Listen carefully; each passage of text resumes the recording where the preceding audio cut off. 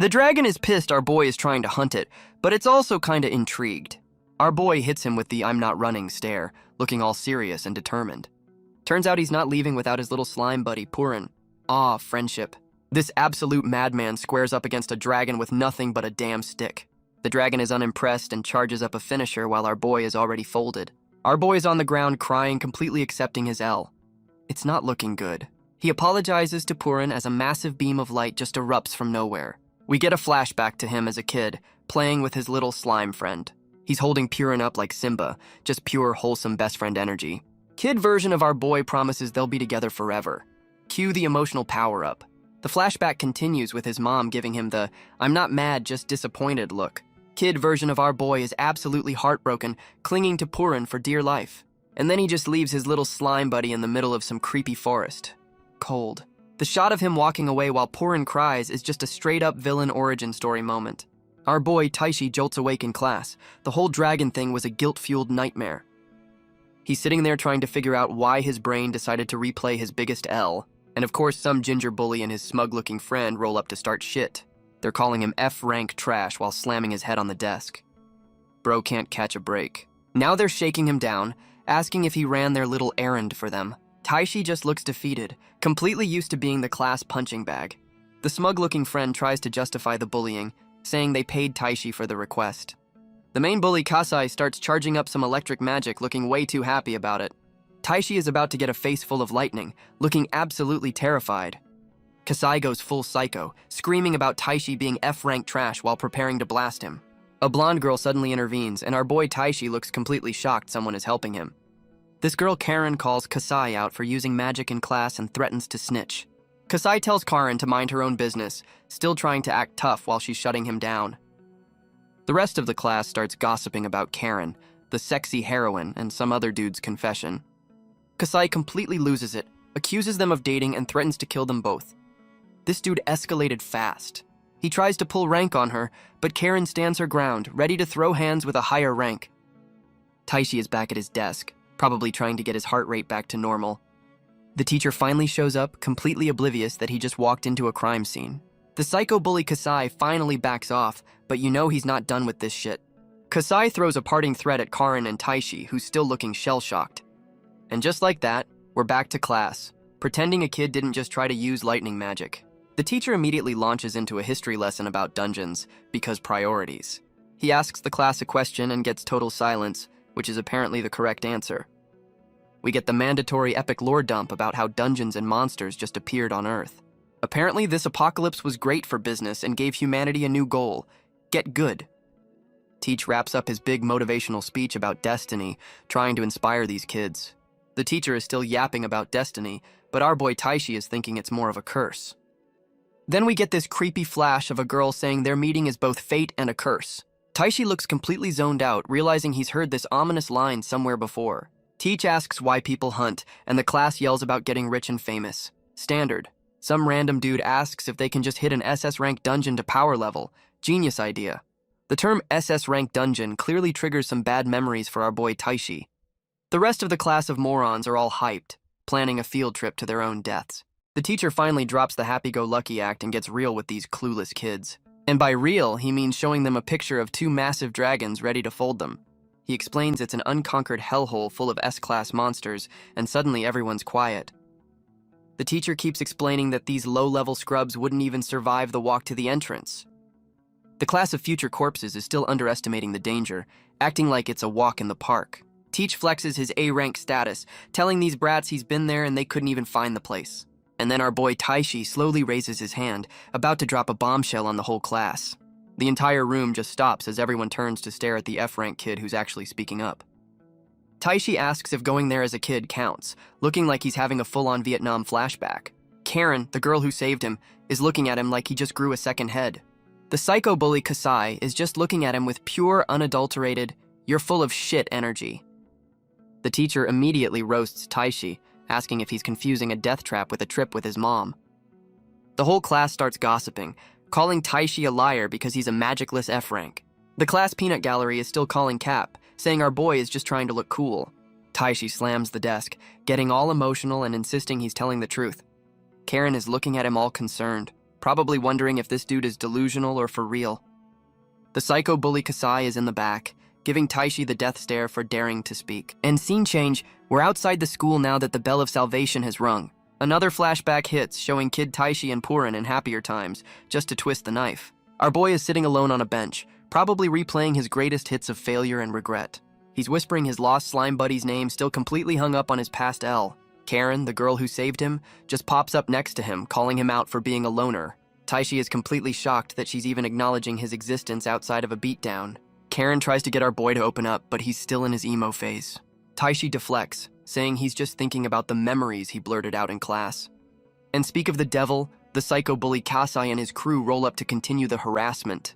This new blonde bully is giving Taishi a look that just screams, "I'm about to ruin your life."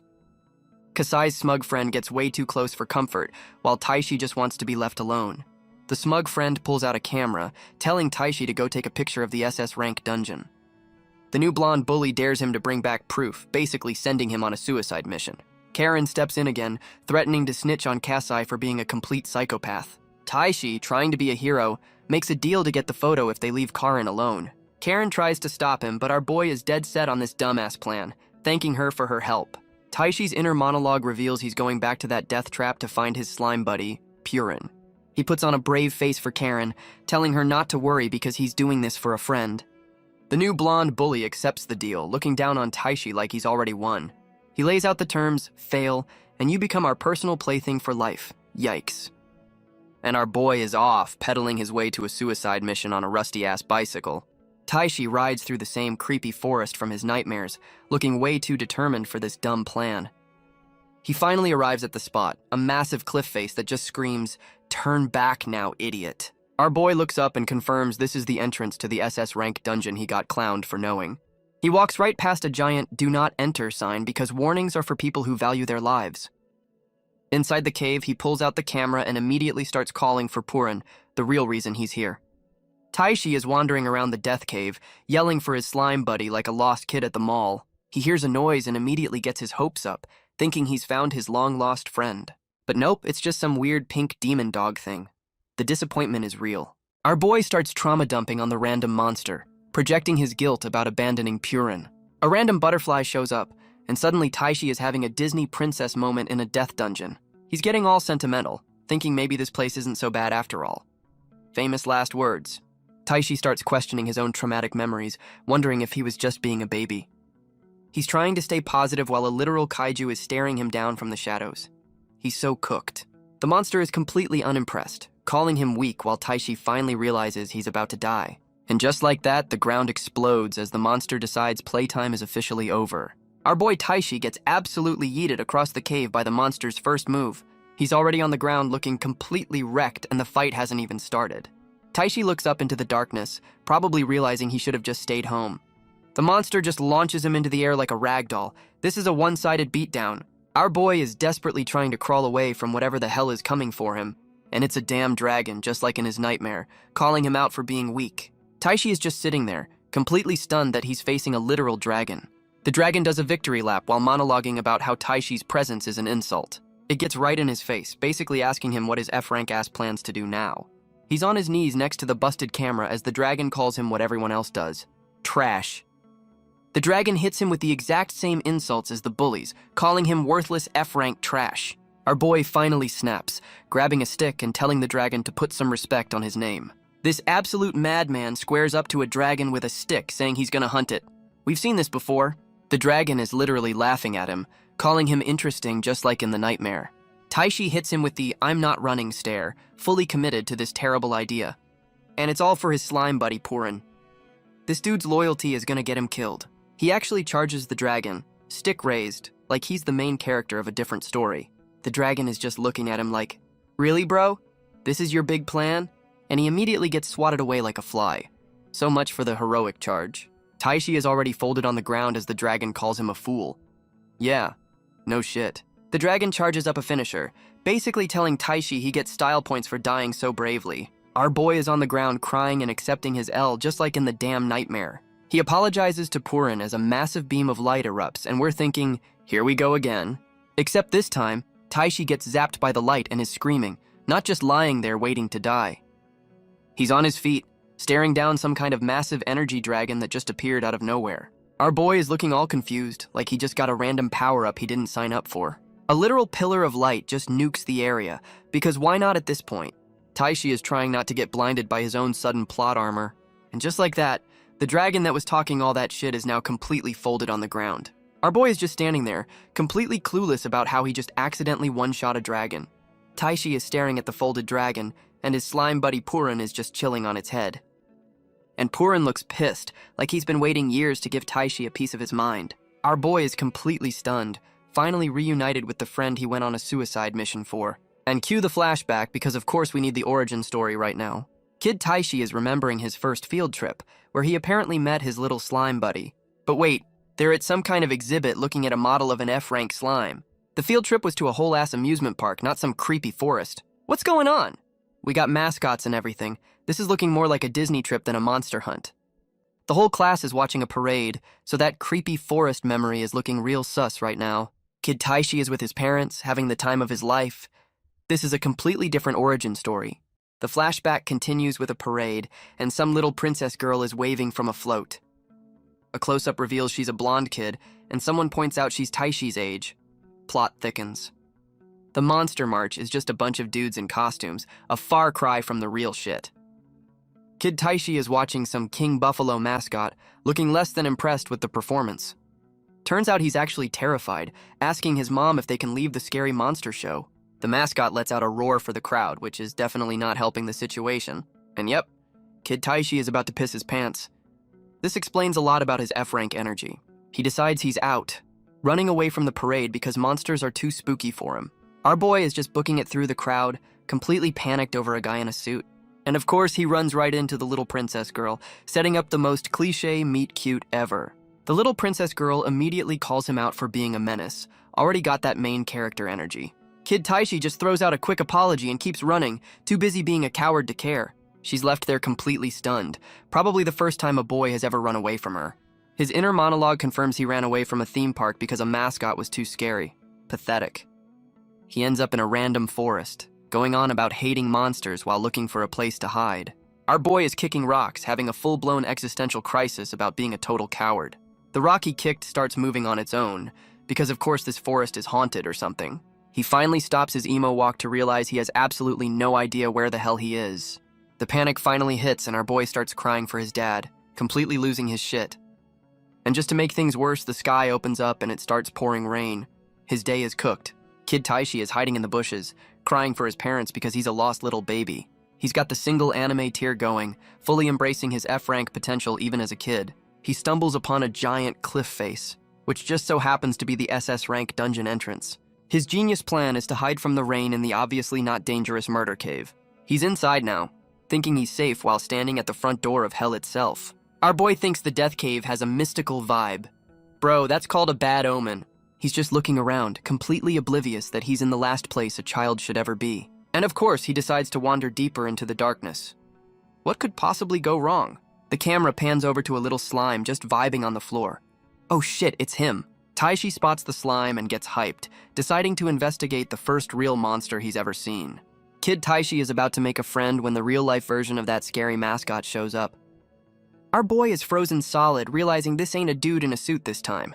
He recognizes the King Buffalo from the parade, and the PTSD is kicking in hard. His brain finally catches up and tells him to dip before he becomes a snack. The little slime buddy makes a noise, completely unaware it's about to get them both killed. And just like in the nightmare, our boy is about to abandon his friend to save himself. He hits the slime with the "I'm too weak" excuse, already perfecting his F-rank mindset.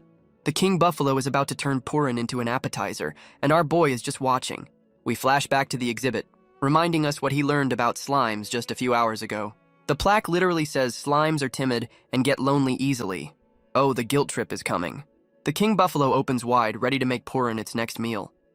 But our boy Taishi makes a last-second dive, shielding the little slime with his own body. The monster just stops, completely confused why this human kid is protecting a low-level snack. Taishi introduces himself while calling the slime out for trying to fight something so big. He holds Purin tight, deciding that if they're both scaredy cats, there's only one thing to do, and that's to run like hell. Our boy grabs his new friend and immediately books it. The flashback confirms he scooped up Purin and got the hell out of that murder cave. He's still running, admitting in his head that he has no idea why he even saved him. But at the end of the day, he just couldn't bring himself to leave the little guy behind. He asks the slime its name, and the little dude just names himself Purin on the spot. Kid Taishi makes it official, naming his new slime buddy Purin after its own sound. He promises they'll be together forever, right before his parents find him and ruin the whole vibe. His mom immediately shuts him down, explaining he can't just adopt a monster without a contract. And just like that, the dream is dead, and our boy looks absolutely crushed by the rules. His parents decide this is a teachable moment, while Taishi is forced to walk his friend back. He's back in the forest, apologizing to Purin for breaking a promise he made 5 minutes ago. Our boy puts his little slime buddy down, and we're about to see the real version of his biggest L. He offers Purin some bread as a parting gift, which is the saddest peace offering ever. Purin is just happily munching away, completely unaware he's about to get ghosted. Taishi hits him with the "I'm too weak" excuse, solidifying his F-rank mentality from a young age. Purin is just smiling, completely oblivious that his new best friend is about to ghost him. Kid Taishi makes the classic shonen promise to get stronger and come back, which we know didn't happen. Our boy's inner monologue is just twisting the knife, remembering Purin's smile as he walked away. And there's the little slime buddy all alone at the murder cave entrance, looking sad as hell. Taishi's narration confirms he found out later he'd left his friend in a literal death trap. He explains he couldn't go back because he was a talentless F-rank, getting bullied instead of leveling up. For 6 years, our boy stayed a complete scrub, unable to keep his promise. Oof. But Purin, yeah, he spent that time evolving into a whole-ass dragon. That's one hell of a glow-up. Back in the present, Taishi is having a tearful reunion, hugging his little slime buddy like his life depends on it. He's hitting Purin with the heavy apology, finally making good on that promise from 6 years ago. Our boy is holding up Purin like he just won the Super Bowl, both of them hyped as hell. Taishi asks his slime buddy if he's the one who just one-shot a damn dragon. The glow-up is real. He's back on his F-rank bullshit, whining about being weak while his friend is a literal god. Purin does not care about ranks and is just happy to be reunited with his best friend. Taishi asks his now overpowered slime buddy if he'll still make a contract with his weak ass. He immediately shuts himself down, saying he can't make a contract because he's a scrub. Purin is not having any of that self-pity, and Taishi is completely lost. A damn system window just pops up in front of him, because of course it does. Our boy is looking at the pop-up like he's never seen a computer before. The game is offering him a free power-up by inheriting Purin's abilities. Say yes, you idiot. Taishi is bugging out, realizing the game is offering him a free carry from his slime buddy. Our boy is looking up at the system window like it's the holy grail, ready for his glow-up. The system hits him with the big question, and there's only one right answer here, my guy. Taishi is still trying to process that he's about to get a god-tier power-up from a slime. Purin is basically screaming, "Do it," ready to turn his best friend into a main character. Our boy gives his slime buddy a look that says, "All right, let's get this bread." He finally hits the yes button, officially accepting the terms and conditions of not being trash anymore. And just like that, our boy is engulfed in a massive pillar of "I'm not F-rank anymore" energy. Taishi is screaming his lungs out as the power-up sequence kicks in. No pain, no gain. The light fades and... Wait, who the hell is this four-eyed dude? Did he just get a whole new character model? Taishi is checking himself out, wondering why the big light show didn't turn him into a god. He has a sudden flashback, remembering some fine print from the user agreement he clearly skipped. Oh yeah, Teach said you can't contract a monster stronger than you. That's a pretty big loophole. Our boy immediately goes back to emo mode thinking he failed and his slime buddy dipped. But Purin is back on his head, looking pissed that Taishi gave up so damn easily. Taishi starts apologizing again, still stuck on his "I'm too weak" F-rank bullshit. Purin decides to take matters into his own hands, turning into a damn VR headset. The slime buddy zaps him, and our boy gets knocked on his ass for his lack of faith. Taishi is on the ground while Purin just splits in two because why the hell not? Close up on his eyes, which probably just got a software update from his slime buddy, Taishi finally gets a look at Purin's stats and realizes his slime buddy is a level 777 SSS rank god. Our boy is completely bugging out, trying to process that his friend is the most OP thing in existence. The realization finally hits that he just got a power-up from a literal final boss. He checks the folded dragon's stats, confirming it was only SS rank. Yeah, it never stood a chance. Taishi asks if this new stat vision is one of Purin's powers, while Purin looks ready for a snack. Purin is drooling and looking absolutely feral, and our boy is completely clueless about why. It finally clicks that his slime buddy is looking at the dead dragon like it's an all-you-can-eat buffet. Our boy is trying to figure out the logistics of how they're gonna bag a whole-ass dragon. He suddenly remembers Purin has a transcendent storage skill, the ultimate doggy bag. Taishi tells his slime buddy to use his inventory skill and yoink the entire dragon corpse. Purin just slurps up the entire dragon corpse like a goddamn spaghetti noodle. Our boy is completely losing his mind over how OP his little slime buddy's inventory skill is. He's back to holding Purin up like Simba, gassing his friend up for being so amazing. Taishi gets all sentimental, ready for a long catch-up session now that they're finally reunited. He brings up the sad parting bread from 6 years ago, and Purin looks like he remembers. Our boy is ready to dip and get some celebratory bread when he suddenly freezes in his tracks. Purin is on his shoulder looking absolutely pissed, sensing some new bullshit is about to go down. And yup, some giant nightmare fuel spider monster just dropped in to ruin the wholesome reunion. We get a close-up on this creepy-ass thing and it looks like it wants to wear Taishi's skin. Our boy is already on the ground asking if another monster showed up. Bro, it's right there. Our boy is using his new stat vision, finally seeing what kind of bullshit he's dealing with. It's an SS rank queen spider, and Taishi immediately knows they are completely fucked. Purin goes full bodyguard mode, turning into a slime shield to protect his useless master. The spider monster goes for the kill shot, trying to turn our boy into a shish kebab. But Purin's goo shield is OP as hell, completely tanking the hit like it was nothing. The spider switches tactics, spitting some kind of nightmare fuel poison beam right at them. The poison splatters right next to them, and Taishi looks like he just saw his life flash before his eyes. That purple shit is literally melting the cave walls. Yeah, that would have been a bad day. Our boy is looking concerned, probably realizing his slime buddy is doing all the work again. Taishi starts breaking down the fight, warning Purin about the rock-melting poison like a pro gamer. Taishi is freaking out while his slime buddy is still tanking hits like a champ. The nightmare spider is looking pissed that a damn slime is blocking all its best moves. Our boy has a galaxy brain moment, announcing the spider's weakness is its head. No shit, Sherlock. The spider monster decides to spit another wad of that nightmare fuel poison right at them. Purin takes the poison shot directly to the face for his boy. That's a real one. It's not looking good for our slime buddy, who's getting absolutely melted by that acid spit. The spider thinks it just won, looking all smug like it just ended the whole damn fight. But a surprise golden slash comes out of nowhere, and the spider is caught completely lacking. The attack pins the spider's legs to the ground, completely immobilizing the damn thing. And it's not Taishi, but some new ginger dude wielding Purin as a goddamn sword. Plot twist. Our boy's inner monologue confirms the contract actually worked, so that whole "you're too weak" thing was just a loading screen.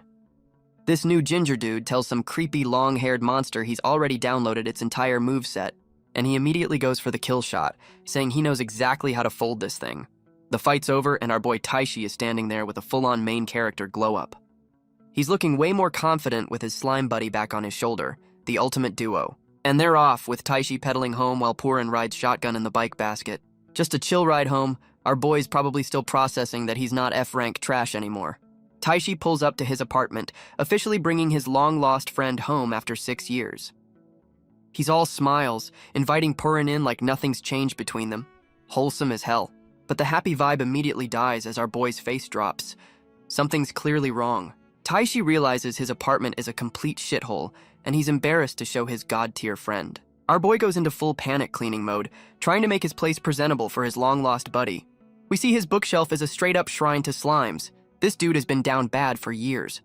Purin is just happy to be there, not giving a single damn about the mess. The happy vibe gets cut short as Purin spots something that makes him go full Pikachu face. Purin sees a memorial shrine with pictures of Taishi's family, and the mood just nosedives. Taishi starts lighting incense, and we're suddenly in the middle of a very somber moment. He drops the bomb that his parents are dead and he's been living alone this whole time. Our boy tries to force a smile, saying at least he has Purin now to fill the void. Purin's stomach growls, completely breaking the tension and reminding Taishi his friend needs a snack. Our boy Taishi hits the fridge, hoping for a miracle to feed his god-tier slime buddy. And it's completely empty except for some mayo and pudding. Bro is down bad. He's having a full-blown crisis, realizing he's too broke to even afford a celebratory meal. Purin is not about to let his best friend starve, looking like he's got a plan. The little dude shapeshifts into a mini-dragon, flexing his new form for his broke-ass friend. Taishi is completely stunned, asking if Purin just mimicked the dragon they folded earlier. And then Purin just spits the entire SS-rank dragon corpse onto the damn floor. Our boy is absolutely hyped, realizing his slime buddy is also a walking, talking pantry. Taishi's big brain finally kicks in, realizing monster meat is a valuable ingredient they can eat. He asks Purin how to access the inventory, ready to turn this shithole apartment into a 5-star restaurant. Taishi is trying to figure out the user manual for his new slime-powered inventory system.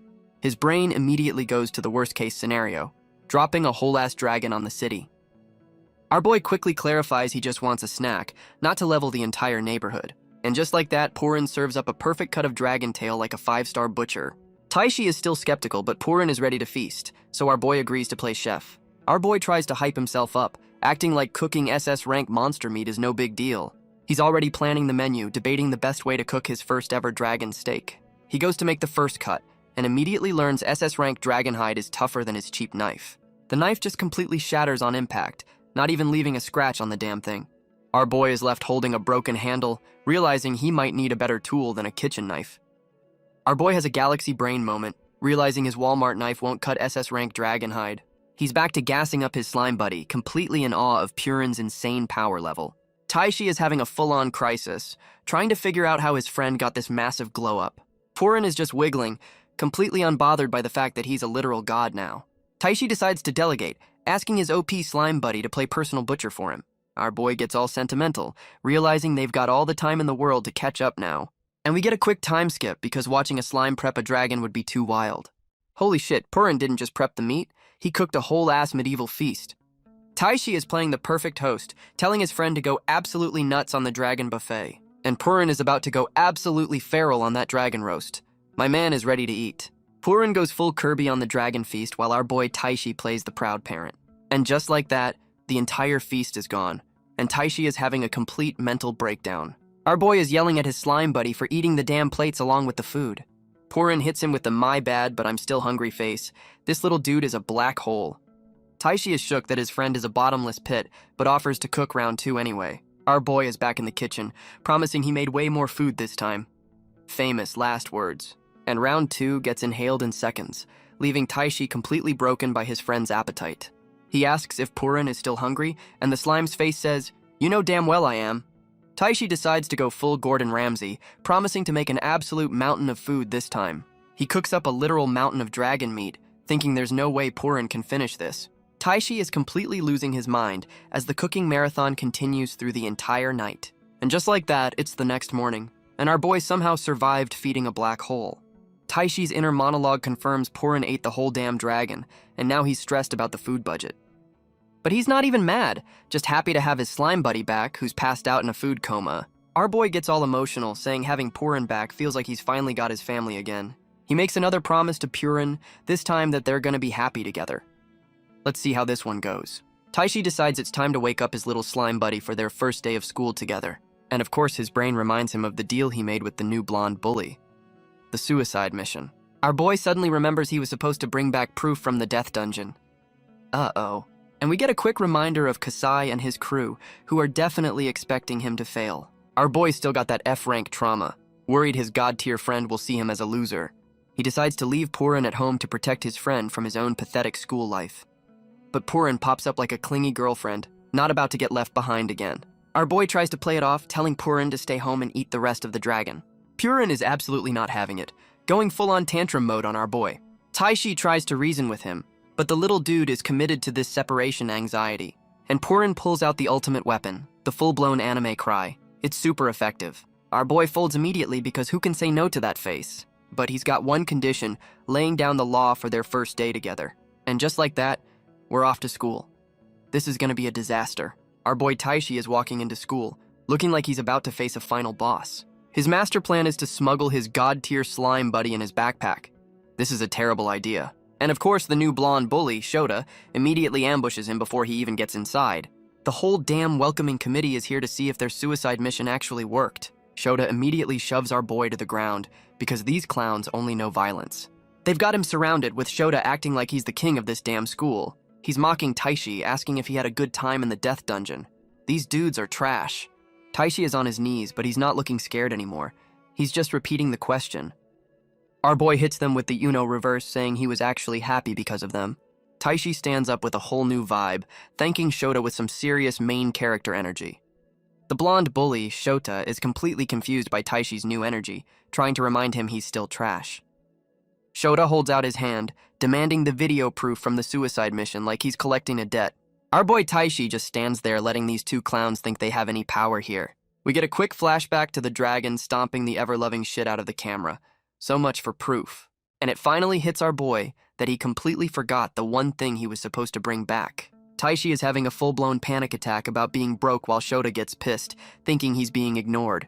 The blonde bully starts charging up his lightning magic, but our boy Taishi is looking completely unbothered. And Purin pops out of the backpack, looking absolutely ready to defend his boy's honor. Shota is completely bugging out, trying to figure out why the weakest monster just showed up to a fight. His brain is still buffering, trying to confirm if our boy really just pulled out a damn slime. The bully's peanut gallery is just as confused, saying our boy is always trying to start shit. The blonde bully Shota goes full psycho, thinking Taishi is mocking him with a damn slime. Shota tries to blast our boy with his lightning magic, but he's about to learn a very hard lesson. The two sidekicks are blinded by the light, thinking their boy Shota just got a massive power-up. But Shota knows damn well that Power Surge wasn't his, and he's completely shook. The dust settles and our boy Taishi is standing there looking like a main character, completely unfazed. Shota is on his ass, completely folded by a power flex he didn't even see coming. His two clowns run over to check on him, still trying to figure out what the hell just happened. Shota is sweating bullets, realizing the F-rank punching bag just hit him with a Uno reverse card. And we get the classic shot of our boy towering over the bully who just learned his place. The two sidekick clowns try to jump our boy, still screaming about him being the weakest link. Taishi just casually blocks both of them, telling them to wait their turn like they're children. Our boy hits them with the stay put or die threat, and suddenly he's not the one getting bullied.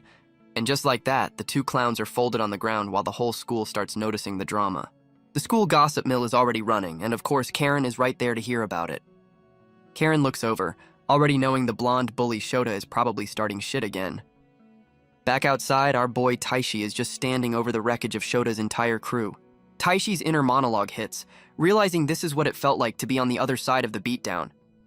Our boy is looking at his hands, finally understanding the power he's been missing his whole damn life. And he gets a full-on psycho smile, saying he finally gets why they enjoyed bullying him so much. Uh-oh. The blonde bully, Shota, is on his knees, looking absolutely furious that he just got humbled. Our boy Taishi goes full villain, telling Shota to apologize for all the shit he's pulled. He doubles down, telling the bully to beg him for help. This power trip is getting real dark, real fast.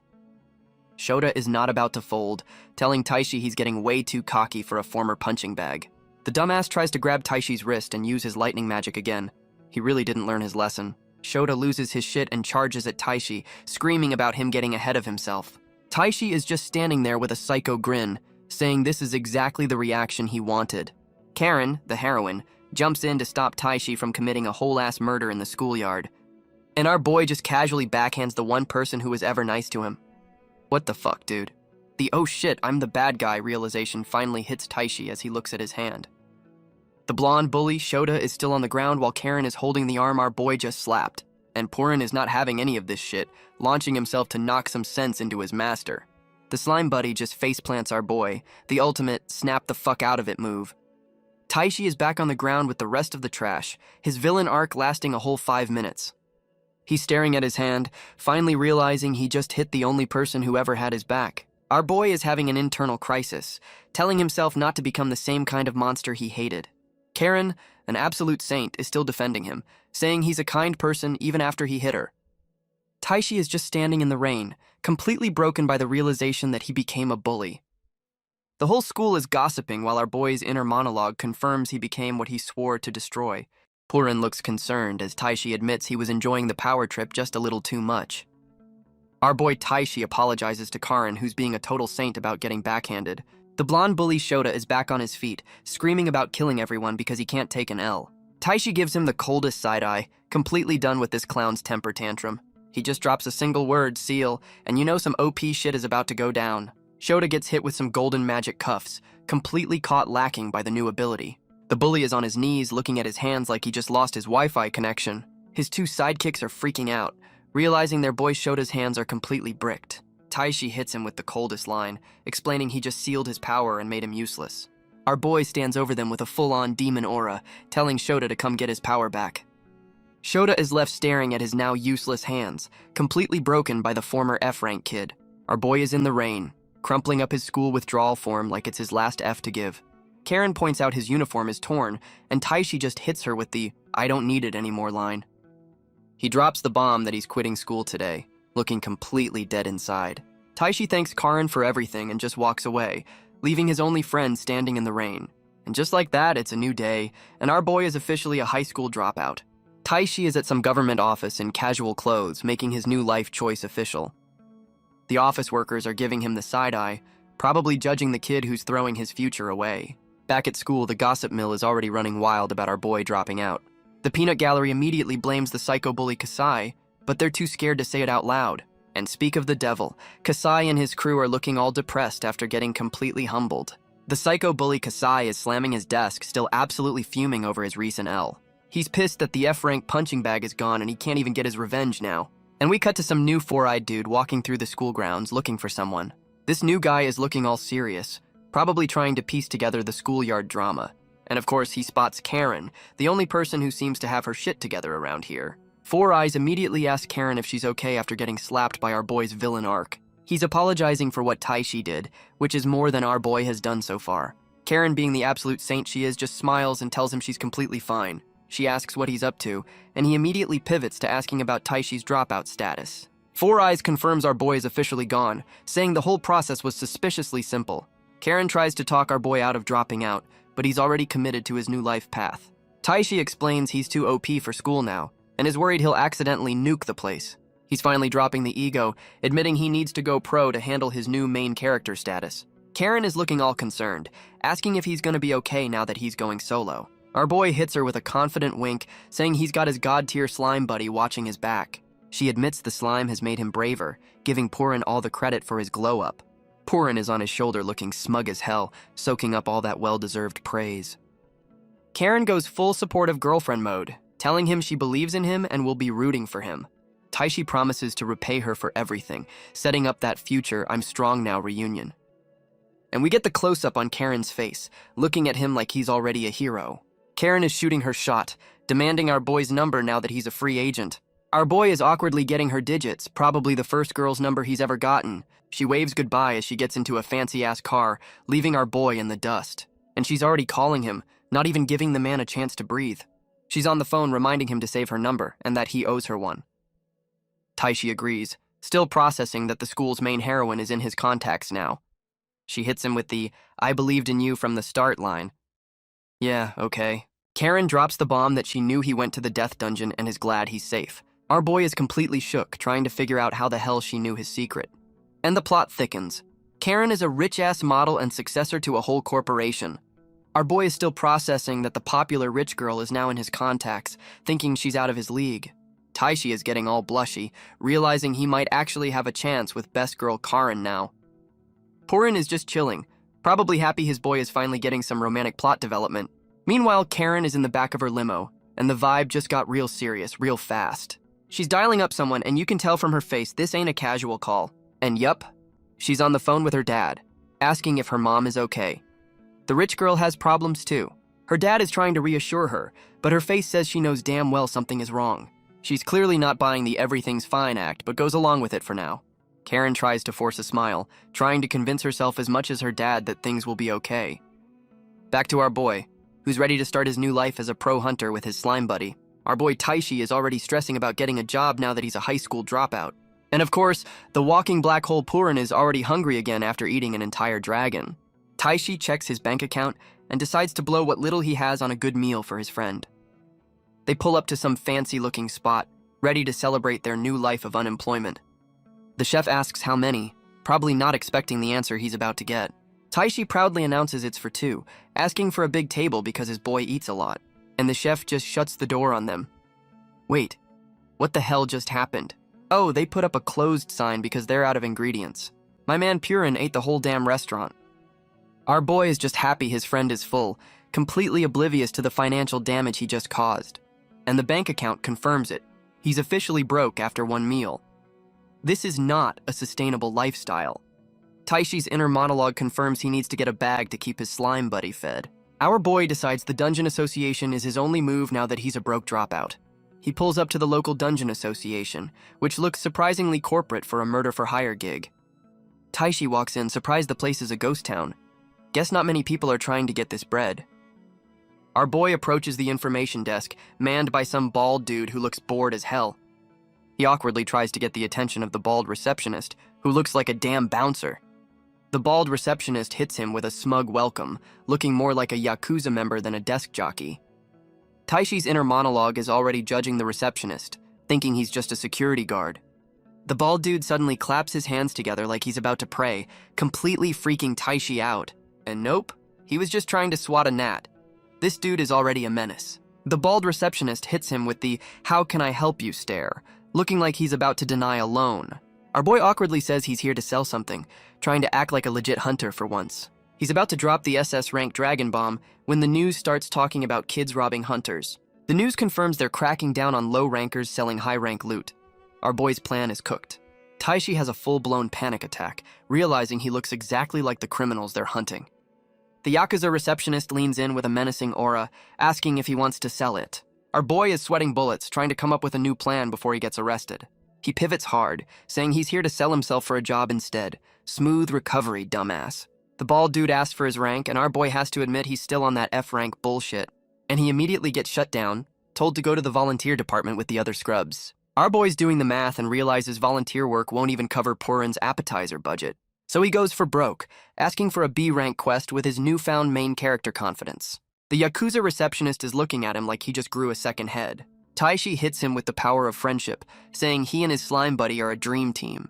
The bald dude immediately calls him out, asking if the friend is the damn slime on his shoulder. Our boy doubles down, gassing up Purin like he's the most OP thing since sliced bread, and Purin is just chilling, looking like he's ready to solo the entire damn quest board. The receptionist is still not buying the F rank and a slime combo, but Taishi is desperate. Our boy pulls out the ultimate trump card, the "I'm a broke orphan" sob story. And suddenly the bald dude is interested, looking at Taishi like he just found a new business opportunity. The bald dude claps his hands together again, and our boy is bracing for impact. And the Yakuza receptionist is literally crying, completely sold on Taishi's tragic backstory. He goes on a whole tangent about passion, and our boy is just confused by this sudden motivational speech. The bald dude slams his hand down, saying he's got the perfect B-rank quest for our broke hero. It's a simple gathering quest for mana grass, no fighting required. Yeah, this sounds like a trap. Our boy checks the details, seeing the grass is used for mana potions. The pay is pretty damn good. Taishi immediately accepts, already counting the cash he's gonna make to feed his slime buddy. The receptionist offers to send him a map with safe spots, which is not suspicious at all. Our boy is bowing and thanking him, completely oblivious that he's probably being set up. The bald dude introduces himself as Takahara, telling Taishi to call him if anything happens. That smile is sketchy as hell. Our boy is walking out with his new main character swagger, completely unaware the sketchy receptionist is watching him. The Yakuza receptionist is already plotting, calling our boy's F-rank and slime combo interesting. That's code for "I'm about to screw you over." And we're at the B-rank dungeon, which looks way too peaceful for what's probably about to happen.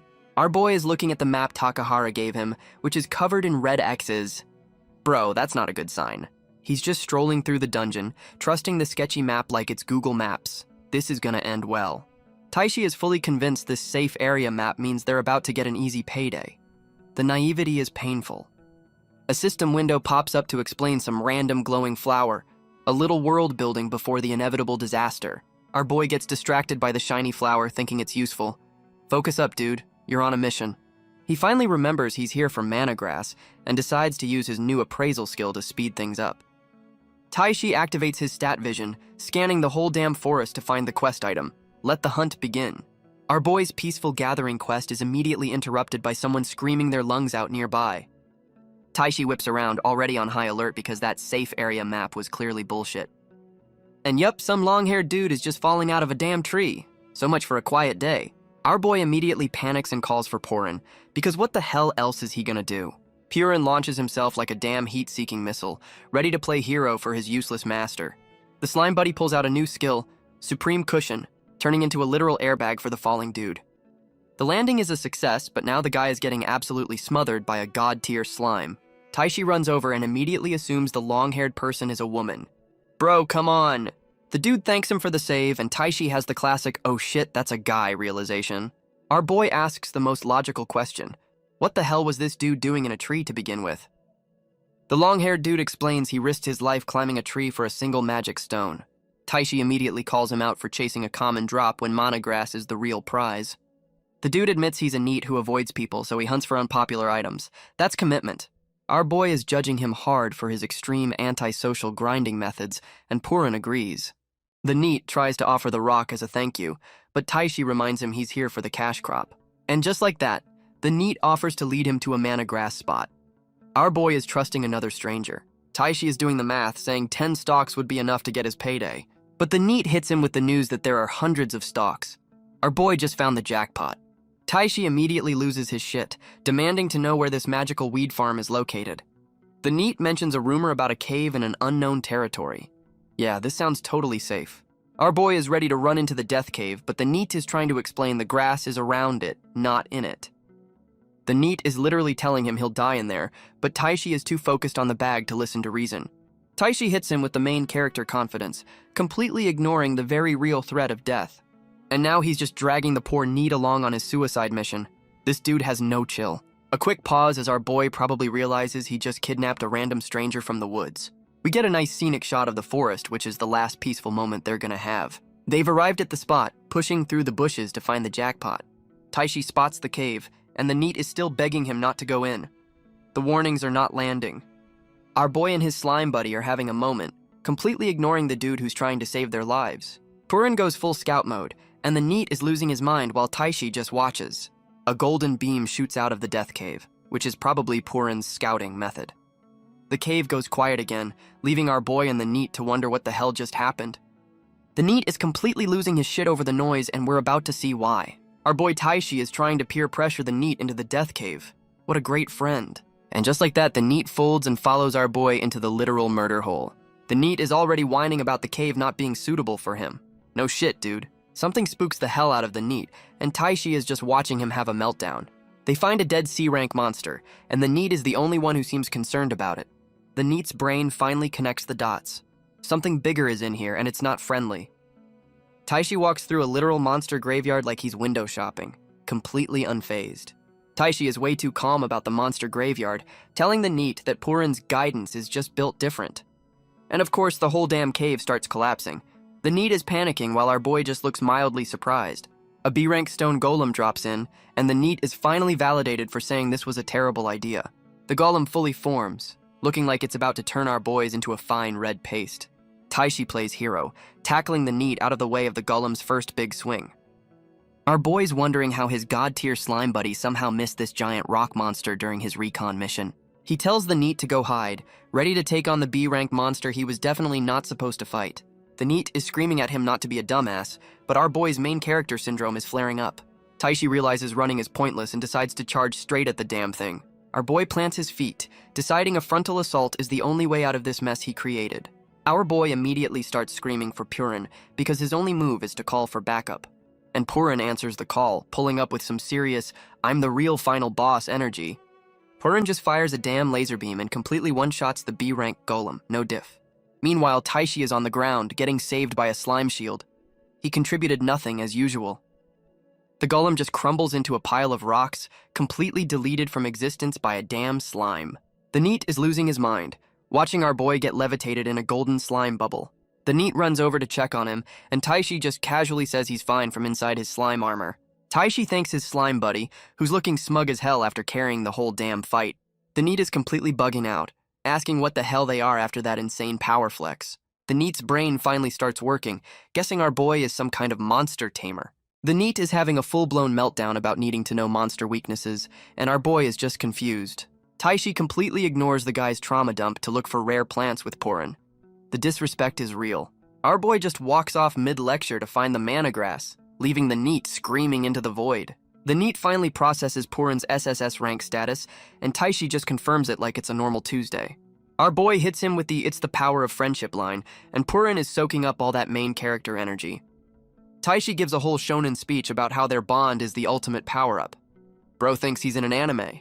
And just like that, the NEET goes from terrified victim to their #1 fanboy. The turnaround is insane. Purin's face suddenly gets serious, which means the wholesome friendship speech is officially over. The slime buddy has found a giant-ass rock blocking the way. Time for some more OP bullshit. Taishi announces Purin found something, completely oblivious that the NEET is about to have another heart attack. Purin leads the charge as our boy, and the NEET sprint towards the promised land of magical weed. Taishi confirms they've hit the jackpot, and the NEET is losing his mind over the sheer amount of cash crop. Our boy's already doing the math, realizing this one haul will cover his bills for a whole damn year. Taishi zips up his bag, deciding not to get greedy for once in his life. The NEET is confused why our boy isn't clearing out the whole damn field like a proper grinder. Taishi hits him with the, "I only need what I need" line, and Purin is looking smug as hell about it. Our boy suddenly becomes an environmentalist, talking about the dungeon's ecosystem. "Bro, you were just broke." He tells the NEET not to be a greedy bastard either, and the guy is completely stunned. The NEET is looking at Taishi like he's a damn saint for not strip mining the place. And just like that, the NEET is a full-blown simp, and our boy invites his new fan to tag along. The NEET is running for his life from a giant boar, screaming at Taishi to team up.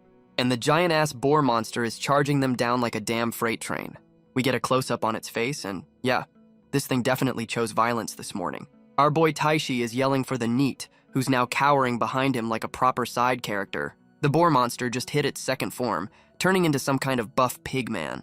Taishi is just standing there, looking at his hand like he's about to unlock a new move. He clenches his fist, and you know our boy is about to try and do something himself for once. The pig man is looking down, probably wondering why the F-rank kid isn't running for his life. A golden light erupts from below, catching the monster completely off guard, and Purin just unleashes a whole-ass light show, turning the pig man into a damn disco ball. The pig man gets absolutely vaporized by Purin's light show, while Taishi just watches from the cheap seats.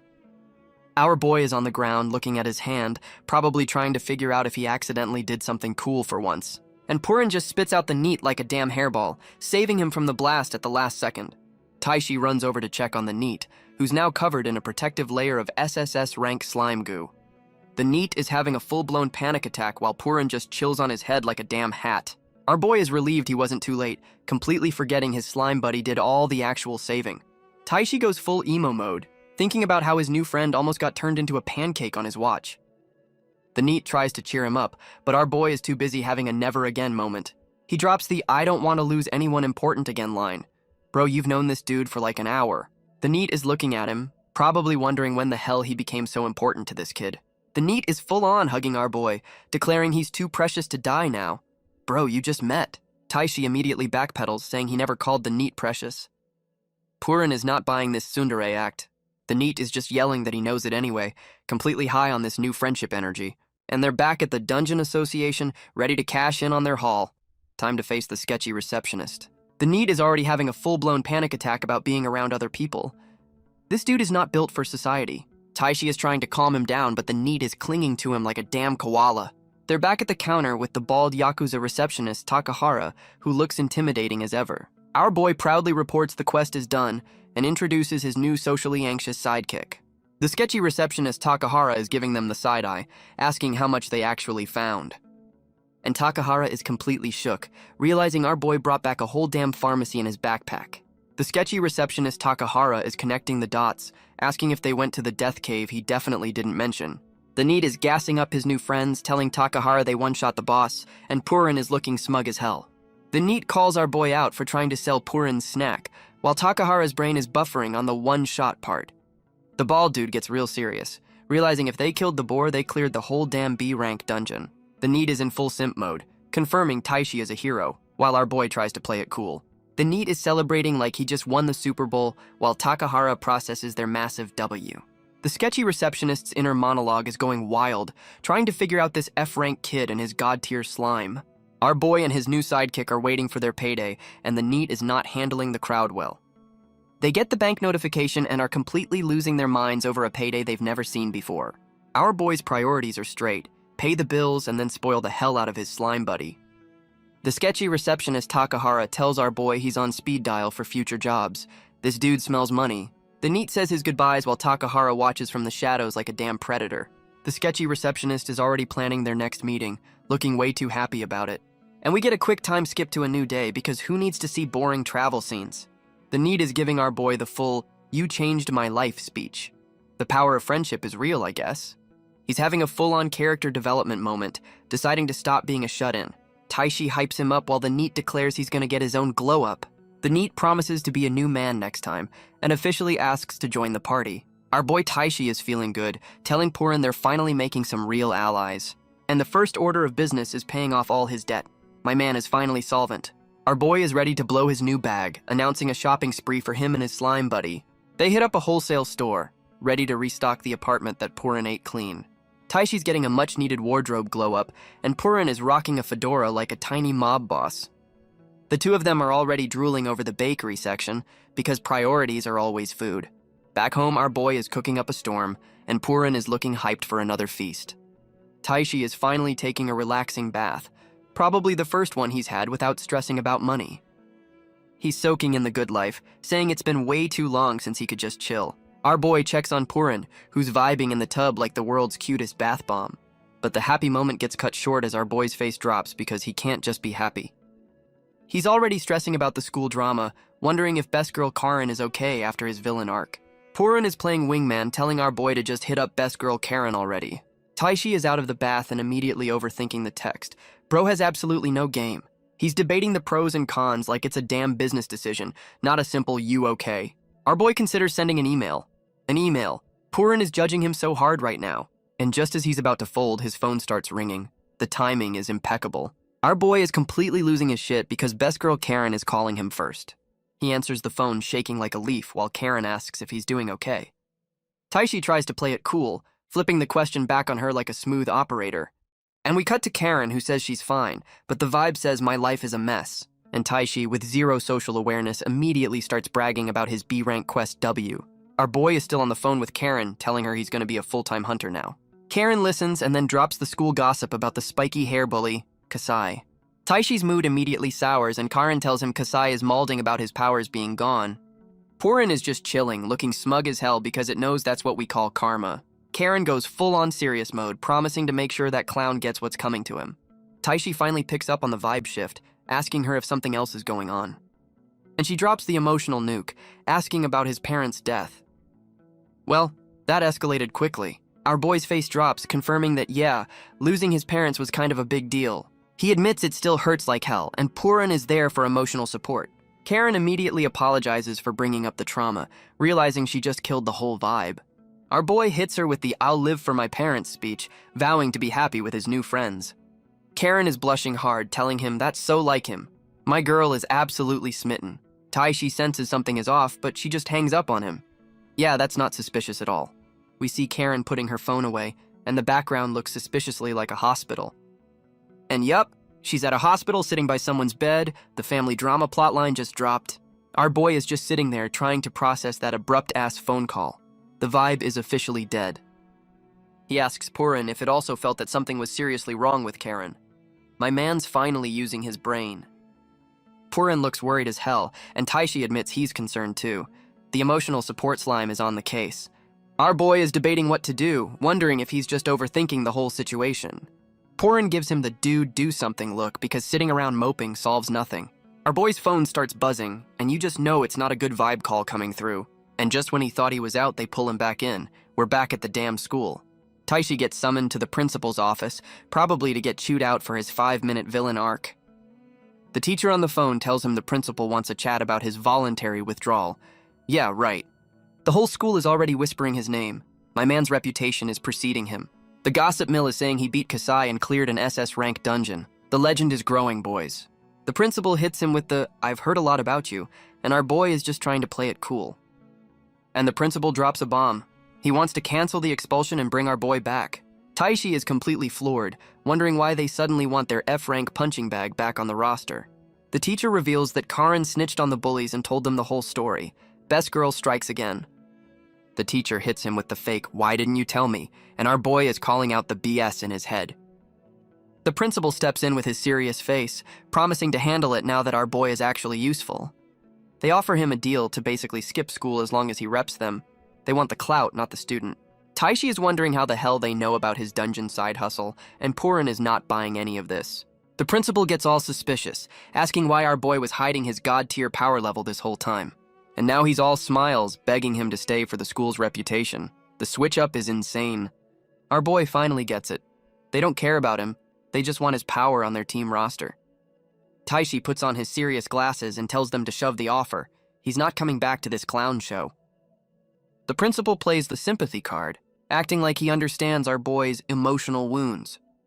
And for the grand finale, they wheel out the blonde bully and his goons for a forced apology. Our boy Taishi is just staring down the blonde bully, probably replaying every ass-whooping in his head. The blonde bully Shota tries to act casual, asking our boy how he's been. Bro, you told him to die. The principal just sits there with a smug look, orchestrating this whole pathetic apology theater. And the whole crew hits him with a synchronized apology bow, begging for forgiveness. Yeah, this feels totally sincere. Our boy is just stunned, not expecting this level of groveling from the clowns who tormented him. The principal asks if he'll accept the apology, offering to punish them for real if he wants. He even offers to throw the useless homeroom teacher under the bus to sweeten the deal. All our boy has to do is come back and be their poster child. The desperation is palpable, and Taishi is actually considering it, thinking this might be his ticket to the school life he never had. We get a close-up on his eyes, and you know he's about to make a game-changing decision. Our boy is back home, but Purin is still fuming about that whole school meeting bullshit. The slime is radiating pure, I'm about to choose violence energy, and the narration confirms it. Purin's comparing the bullies and the principal to actual monsters.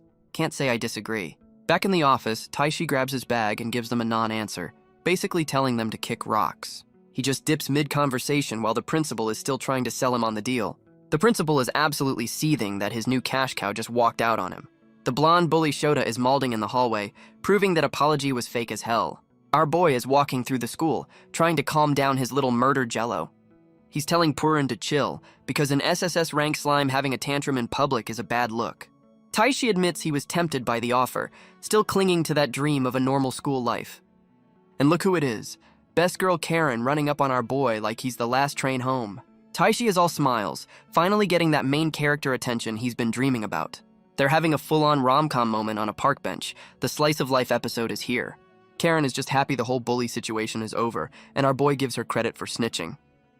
She asks why he's not hyped, and he admits he's still not sold on this whole coming back thing. Karen hits him with the logic, saying a diploma is kinda useful, while Purin just judges him silently.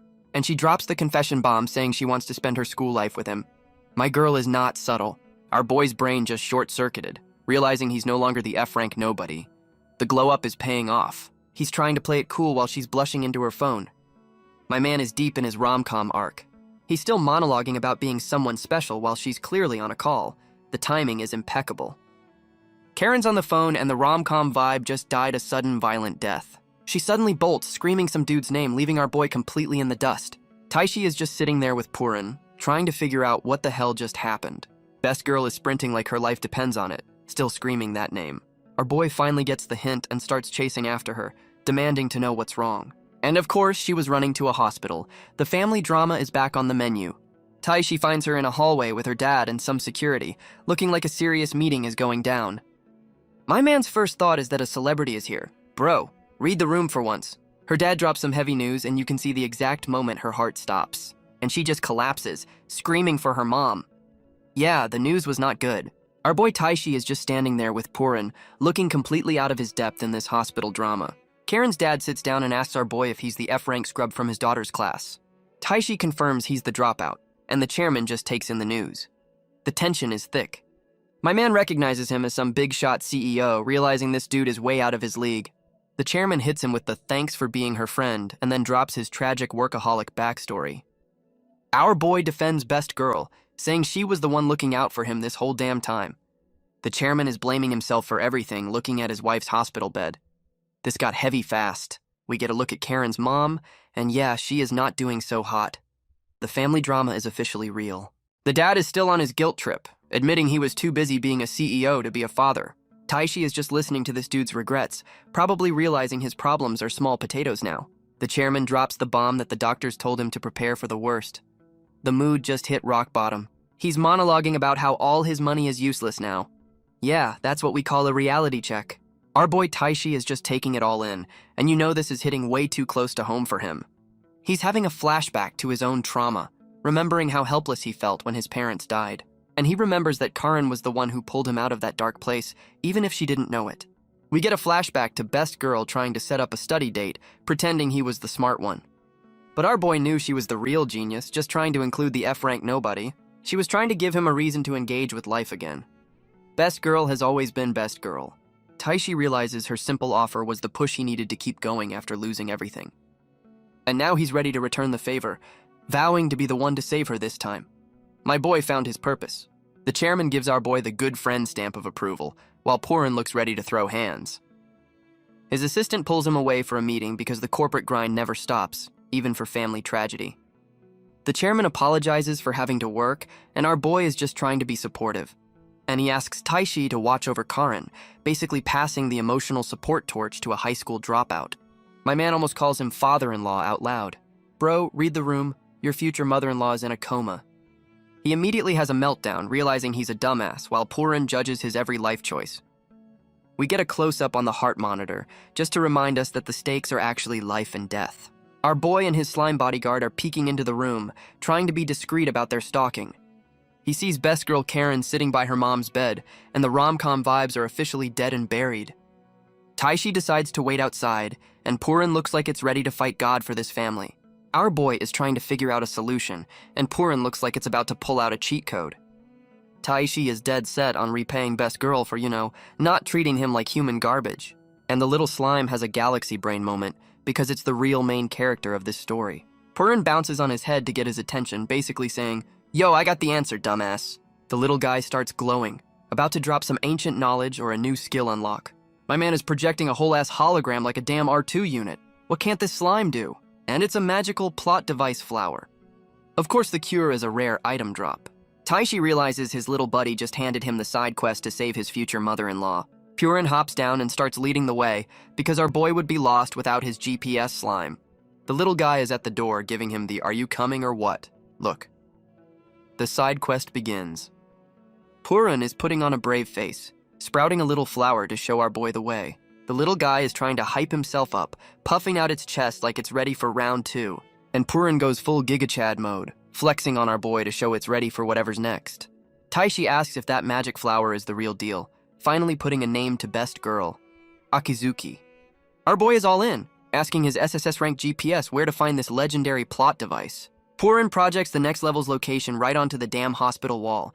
Talk about a portable quest board. And of course the cure is in an SS rank dungeon, because why would this be easy? Taishi realizes this place is giving Purin bad vibes, asking if it's really okay to go back. Purin just gives him the "we ride together, we die together" look. The bromance is at an all-time high. Our boy is all hyped for the new side quest when best girl Karen shows up, having heard the whole plan. Our boy Taishi tries to play it cool, asking best girl if they were being too loud with their SS rank dungeon plans. She tells him to go home, but he almost calls her dad father-in-law again while trying to be the hero. Best girl just looks completely defeated, thanking him while her soul is clearly leaving her body. He asks if she's okay, and she hits him with the "I believe in my mom" line, trying to hold it together. Our boy agrees, then wisely decides not to mention the whole suicide mission for a magic flower thing just yet. He hits her with a flashback prompt, asking if she remembers his promise from when he dropped out. We get the flashback of him vowing to repay her, setting the stage for his big hero moment. Taishi gives her a full-on shonen pep talk, telling her she can't give up no matter what. And it works because best girl is blushing hard, completely stunned by his sudden main character energy. She agrees, and the whole scene gets the shoujo sparkle effect. My man just successfully landed a morale boost. And we're back at our boy's apartment because every suicide mission needs a good night's prep. My man is packing for the SS rank dungeon, and Purin is giving him the "you better not forget my snacks" look. He thinks a one-night stay's worth of gear is enough for a death dungeon. The optimism is adorable. Our boy zips up his bag, officially ready to risk it all for his future mother-in-law. He's got his game face on, and Purin is on his shoulder ready to carry the whole damn team again. My man is riding his bike to the SS rank dungeon with his slime as a headlight. This is peak budget adventuring. He's back at the murder cave where this all started, probably getting some serious deja vu. Our boy is staring into the abyss again, ready for round 2 with the place that almost deleted him. He takes a deep breath, getting ready to dive headfirst into another near-death experience for the plot. Purin wraps him in a protective bubble, and our boy is ready to drop into the danger zone. And the welcome party is a roided-out lizard man who looks ready to turn our boy into a snack. Taishi is actually winding up his own punch this time, looking like he's about to go Super Saiyan. He connects with a full-on falcon punch that just obliterates the lizard man and half the damn cave. Our boy floats down like a god while the monster is officially deleted. The glow-up is paying dividends. Before he can even celebrate, a goblin tries to jump him from the ceiling. Bro, you're in an SS rank dungeon. My man just catches the club with his bare hand, giving the goblin the "are you serious" look, and Purin spits out a golden clone of Taishi's head. That's a new and deeply unsettling party trick. The goblin is just staring at the floating head, completely confused by this absolute nonsense. While the goblin is distracted, our boy winds up another punch. The old bait and switch never fails, and he just plows through another monster, turning it into green paste. This dungeon run is off to a violent start. Our boy is taking his first steps into the real danger zone, and his shoes are already glowing. And he's immediately greeted by a whole-ass goblin army. This is what we call a target-rich environment. Taishi notes the monster population is booming, hoping it means they're close to the plot device. He decides to skip the small talk and just charges straight into the mob like a damn bowling ball. My man puts his hands together like he's about to drop a Rasengan on this whole goblin village, and he unleashes a move called nuclear fusion. Bro just dropped a tactical nuke on some low-level mobs. He hits the superhero landing, and the whole damn army is just gone. That's what we call pest control. But the big boys are still standing, so our boy just materializes a damn lightsaber out of his hand. He zips past the big guy and slices it clean in half.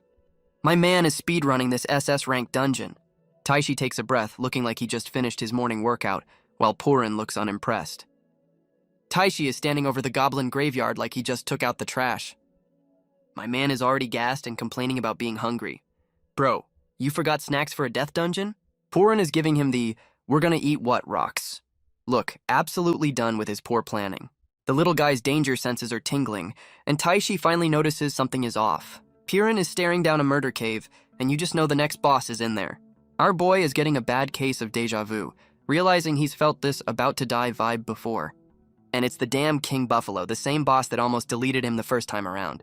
We get another dramatic shot of the cave, just in case we forgot it's a death trap.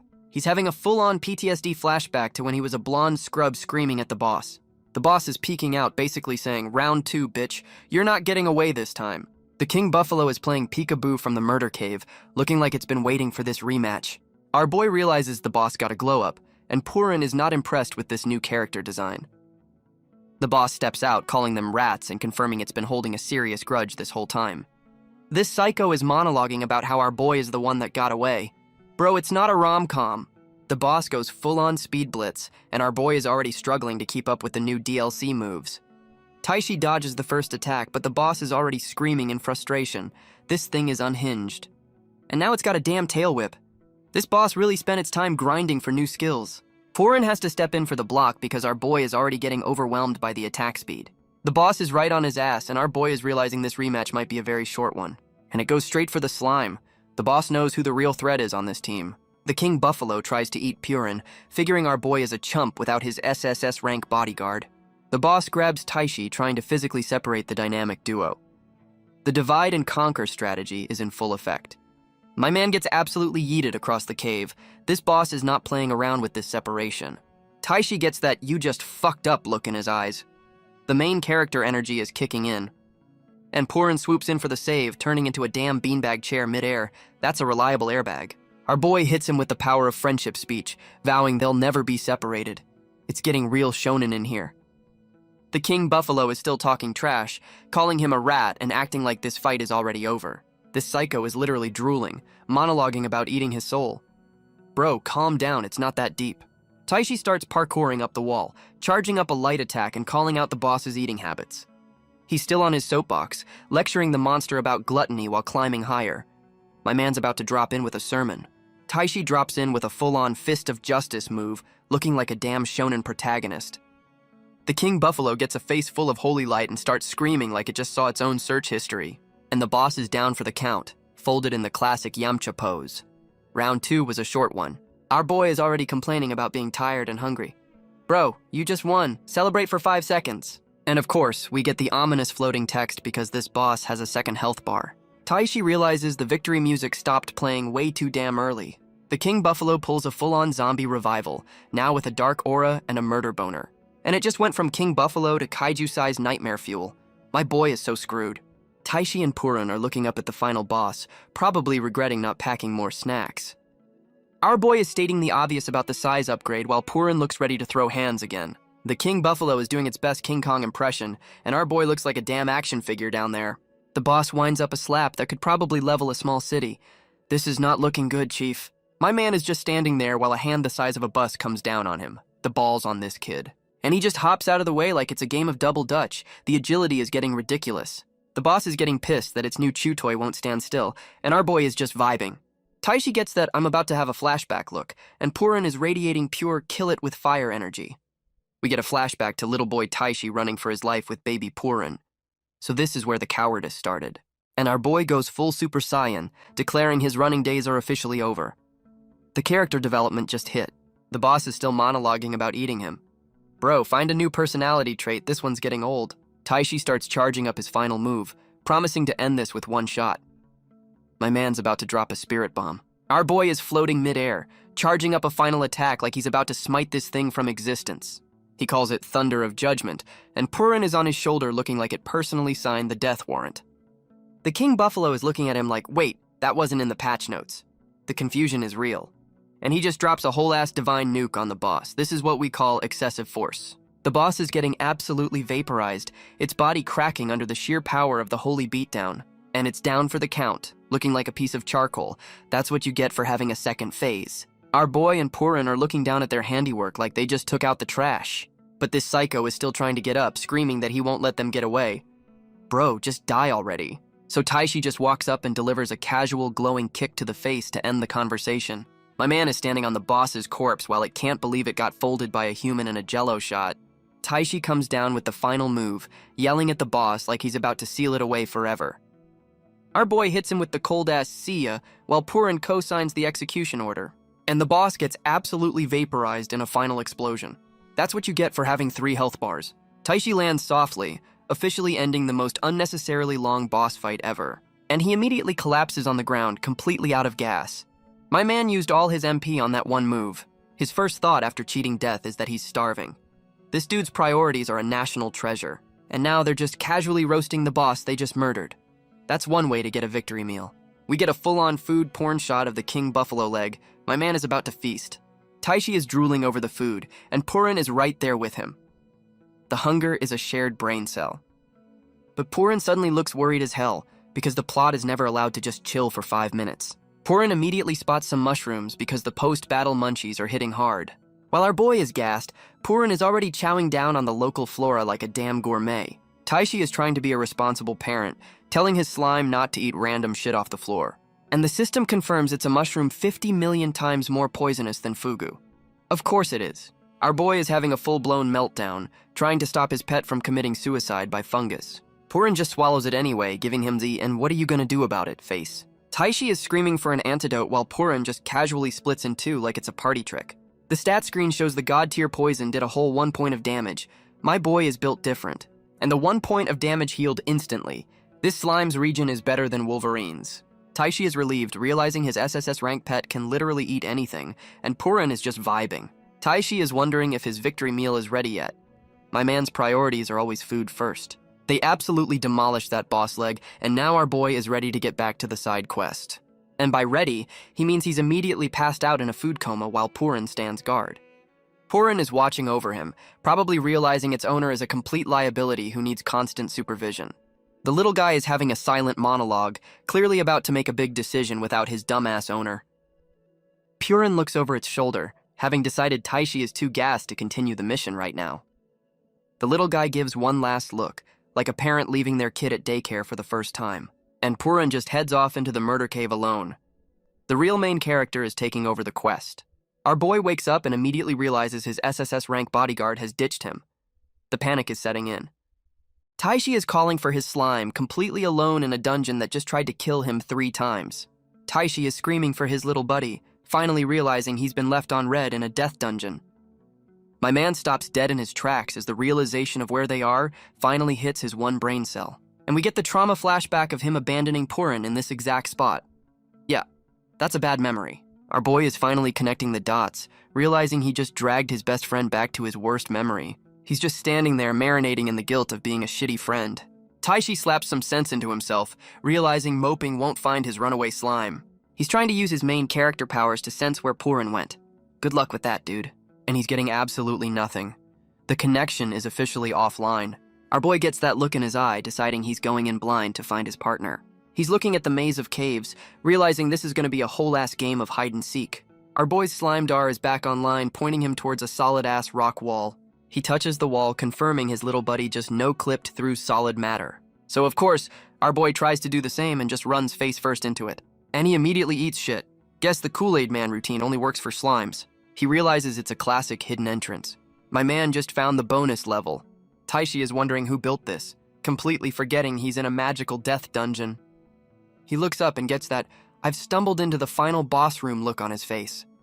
The camera pans out, and our boy is just staring in awe at whatever he just found.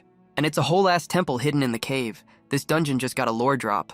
My man is still focused on the mission, realizing Purin is somewhere inside that temple.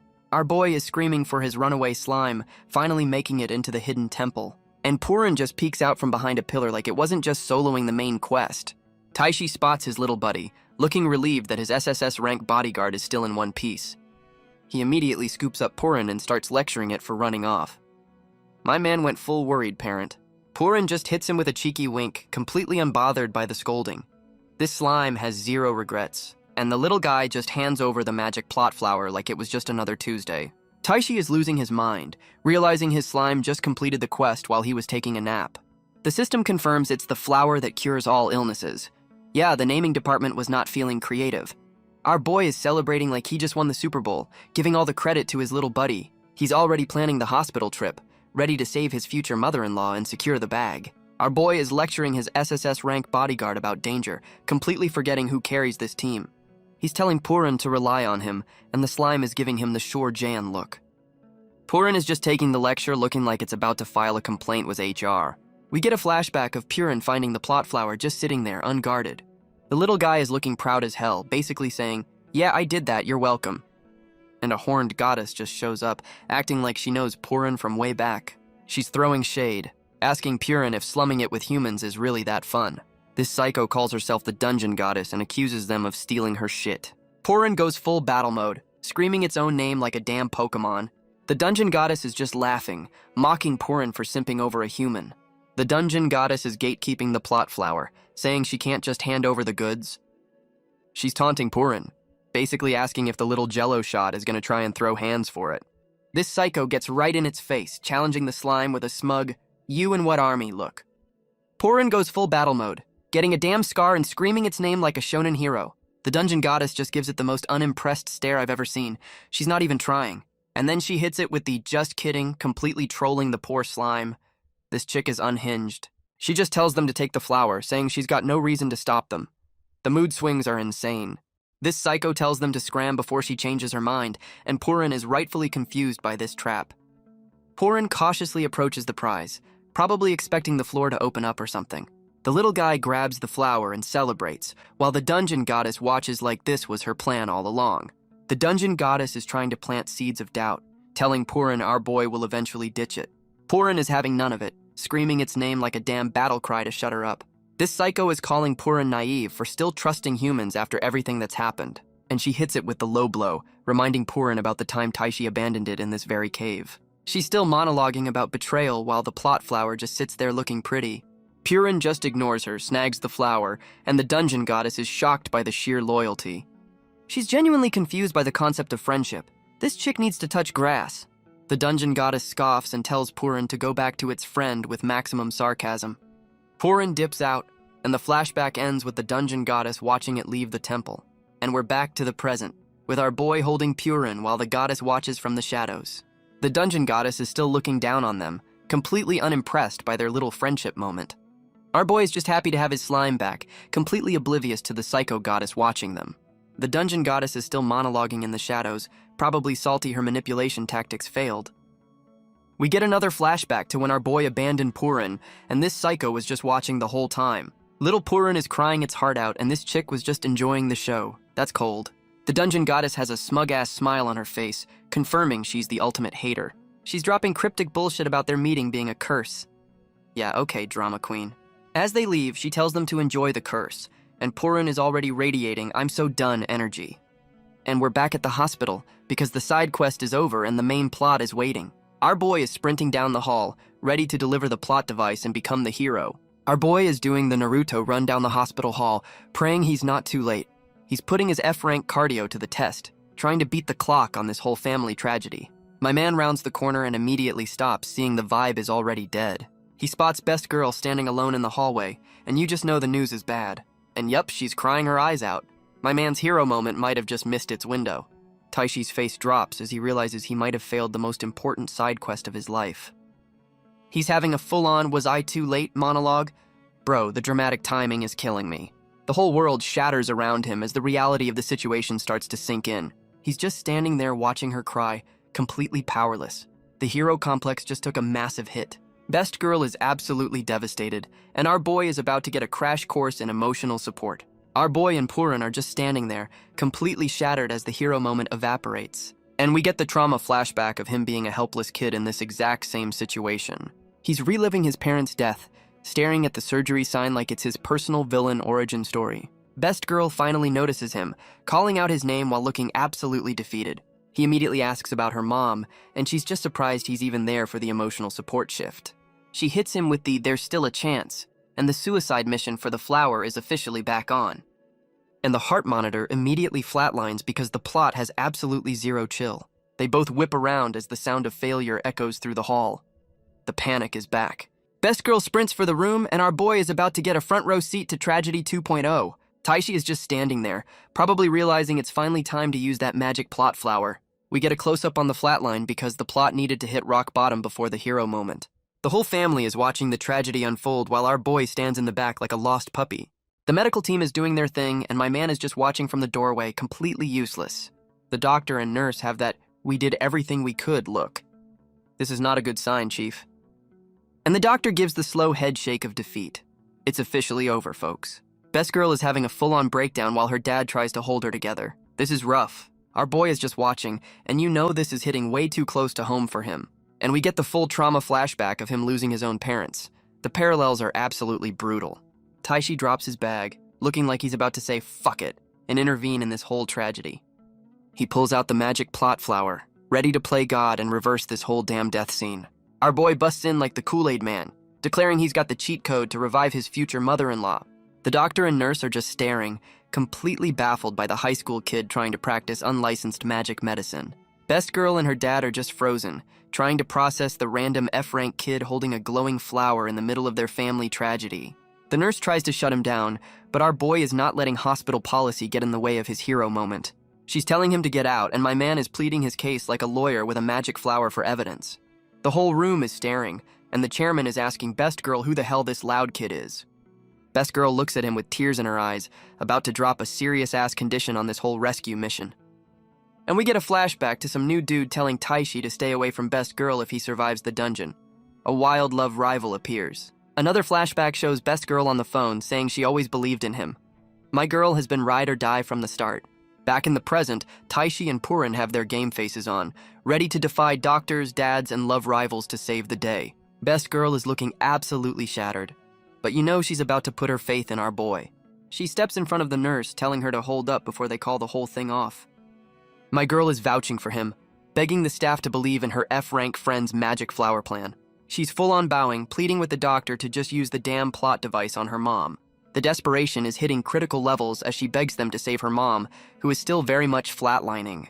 The doctor hits them with the "we can't use untested flowers" line, trying to kill the hero moment with logic.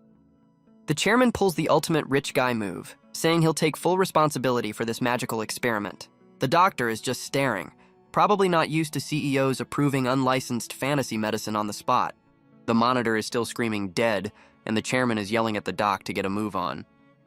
And we get a dramatic zoom out of the hospital, just to let the tension marinate. The doctor gives the post-op instructions, and the vibe is still, "Don't celebrate just yet, dumbasses." The chairman is demanding answers from the doctor while our boy just stands there like the world's most awkward intern. The doc hits them with the "it's working, but we don't know why" speech. Science is not ready for magic flowers. The chairman is ready to pop the champagne, but the doctor is still trying to manage his expectations. Best Girl is back at her mom's bedside, and the hero moment is officially a success. The suicide mission paid off. The chairman is full-on bowing to our boy. My man just got the ultimate father-in-law approval. He's still thanking Taishi, and our boy is just trying to act like he didn't just play God with a flower. The chairman hits him with the reality check, basically saying, "You're damn lucky that shit worked, kid." And now he's back to praising him, calling our boy the bringer of hope. The emotional whiplash is real. Taishi immediately gives all the credit to Purin, who looks ready to accept its MVP award. The chairman offers to repay him, but our boy's brain is still stuck on the father-in-law channel. They hear a noise and immediately bolt down the hall. My man is ready for another round of hospital drama, and the magic flower worked. Best Girl's mom is sitting up, looking like she just had a nice nap. The boys are watching from the doorway, and even the chairman looks like he's about to break down. Best Girl is crying tears of joy, finally getting her happy ending after all that damn stress. The chairman is on his knees, having a full-on emotional breakdown at his wife's bedside. Our boy is in the hall, giving Purin the MVP award because he knows who carried this whole side quest. The medical staff shows up, and the doctor is calling it a miracle. Bro, it's called an SSS rank slime. The doctor is trying to make sense of the situation, ordering tests to figure out how his patient undied. Taishi is just listening to the miracle talk while Purin sits there like, yeah, I did that. Our boy is having a full-on trauma flashback, remembering how he prayed for a miracle that never came. He sees Best Girl's family get their happy ending, realizing the miracle actually happened for someone else. Taishi decides to dip, realizing this is a private family moment and not his victory party. He's walking away, leaving the happy family behind. Mission accomplished, but the vibe is still heavy. My man is on his budget-ass bike, riding through a suspiciously scenic route after saving a life. He's admitting to Purin that even though he's happy, his brain is still being a little bitch. And he drops the heavy shit, wondering if he could have saved his own parents with these powers. Our boy is having a full-on meltdown, screaming at himself for having survivor's guilt. He's staring at his phone, probably about to make a call he'll regret, while Purin just watches. And he's calling Best Girl Akizuki, because nothing solves trauma like calling your crush at a bus stop. Best Girl is on the phone, confirming the magic flower worked and calling her mom's recovery a miracle. Our boy plays it cool, telling her he knew it would work out, while Purin just vibes on his shoulder. She's trying to summon him for the official meet the parents moment, saying her mom wants to thank him. My man immediately lies, saying he's going home to dodge the awkward "thank you for saving my life" family meeting. Best Girl is visibly disappointed, admitting she wanted to talk more. My man is fumbling the bag. He tries to salvage it by suggesting a rain check, pushing the meetup until after her mom gets out. She agrees to the future date, but you can tell she's about to drop some emotional shit on him. She hits him with the heartfelt "thank you," and our boy just has to sit there and take the emotional damage. Our boy is just processing the emotional weight of the conversation, about to drop his own "thank you." He returns the favor, thanking her for believing in him when he was just an F-rank scrub. Our boy hangs up, ending the most emotionally draining phone call of his entire life. Back at the hospital, Mom is awake, and her first question is where the hell her savior went. Best Girl relays his message, but Mom is bummed she can't thank the kid who literally undied her. Karen is just smiling at her phone, already planning their next rom-com moment. My girl is down bad. Our boy is trying to force a good mood on his bike ride home while Purin looks completely over it. He's giving himself a pep talk, trying to outrun the survivor's guilt with sheer dumbass optimism. And his solution to complex emotional trauma is, of course, to go get some damn snacks. He slams on the brakes mid-ride because his one brain cell just remembered something important. My man is having a full-on panic attack, realizing he forgot about his actual real-life problems. And the problem is he's broke as hell and late on rent. The hero life doesn't pay the bills, apparently. Our boy is bowing to his landlady, trying to smooth over his late rent with apology snacks. The landlady is way too chill about it, basically telling him not to sweat the late payment. She's not going to say no to the snacks, though. My girl knows a good bribe when she sees one. But then she hits him with the friendly warning, telling him to give her a heads up next time. Taishi is just relieved he's not getting evicted, promising to be a better tenant from now on. Next on the agenda is quitting his part-time job, because the ranker life is calling. He's breaking the news to his coworker, who looks genuinely sad to see him go. But the boss is hyped as hell, finding out our boy is about to become a pro monster killer. They're giving him the "don't forget us when you're famous" speech, and Purin is just vibing. And with that, our boy gets a wholesome send-off, officially leaving his normie life behind. Our boy gets a hero's send-off from his old job, and Purin is just soaking it all in. The coworker is worried he's gonna die, but the boss is like, nah, he's built different. The boss calls Purin his family, while our boy is already planning the victory feast. And we're back to the hospital, because the rom-com plot never takes a day off. Best Girl is telling her mom stories about our boy's main character moments in class. Mom calls her out for simping, and Best Girl just defends her man's honor. My girl is blushing just thinking about him, and Mom is demanding the full relationship lore. And we get the origin story flashback to when they were just two kids in a classroom. She remembers him being the emo kid in the corner, but she knew about his tragic backstory. And she reveals she was going through her own family drama, connecting with his pain. Best girl explains they were both emo kids, bonding over their shared trauma in the back of the class. She confirms she made the first move because our boy's social skills were completely non-existent. And because he went to bat for her against the bullies, she knew he was a real one from the jump. Back in the present, she's telling her mom that our boy is a certified good dude while cutting an apple. Mom is just happy her daughter is simping over a guy who can make her smile. The approval is locked in. Best girl admits he's a bit of a weirdo, but she's clearly into that shit. We get a flashback of him getting slapped with a fish. Yeah, mysterious is one word for it. She says he makes her worry, probably because he looks like he's never seen a butcher before. She calls him reliable while he's drooling over a mountain of fried food. My girl's standards are on the floor, and she ends her simp monologue by saying just thinking about him makes her happy. She is in deep. Mom drops some life advice, saying the guy who makes you laugh is the one. She's basically giving her the green light. Best girl is in disbelief that her grumpy-ass dad was ever capable of making someone laugh. Mom explains that seeing the chairman's soft side was the whole damn point. The man's a secret softie. And Best girl is hyped, realizing our boy fits that exact description. The connection has been made. Mom drops the full love story, explaining how she fell for the chairman. This is a full-on romance tutorial. Best girl is just sitting there, processing the L word, while the shoujo sparkles go into overdrive. And she's blushing hard, realizing her little crush might be the main quest after all. She immediately tries to deny it, hitting her mom with the "we're just friends" defense. Sure, Jan. Mom just gives her that all-knowing smile because she can smell the simp from a mile away, and she's just basking in her daughter's denial. The ship has officially been approved by the mother-in-law. Best girl is in full-blown denial, trying to shut down her mom's aggressive shipping campaign. The chairman bursts in with victory sushi, completely oblivious to the ongoing rom-com interrogation. My man immediately gets embarrassed, realizing he just broke his stoic CEO character in front of his kid. Best girl is just watching her parents be happy, realizing this is a rare family cutscene. She gets overwhelmed by the wholesome vibes and dips out to get water, a classic escape maneuver. My girl is at the water cooler, still processing the fact her dad has a personality beyond workaholic. She's just trying to have a moment, realizing her dad is actually a secret dork, and she immediately does a spit take all over the chairman. The comedic timing is absolutely brutal. She's apologizing profusely while her dad just takes the facial, calling it refreshing. What a damn champ. The chairman hands her a phone saying mom thinks she has a special someone to call. The wing mom strikes again. Best girl is staring at the phone like it's the final boss, ready to make the call. The chairman is getting absolutely roasted by his own family, realizing he's been set up.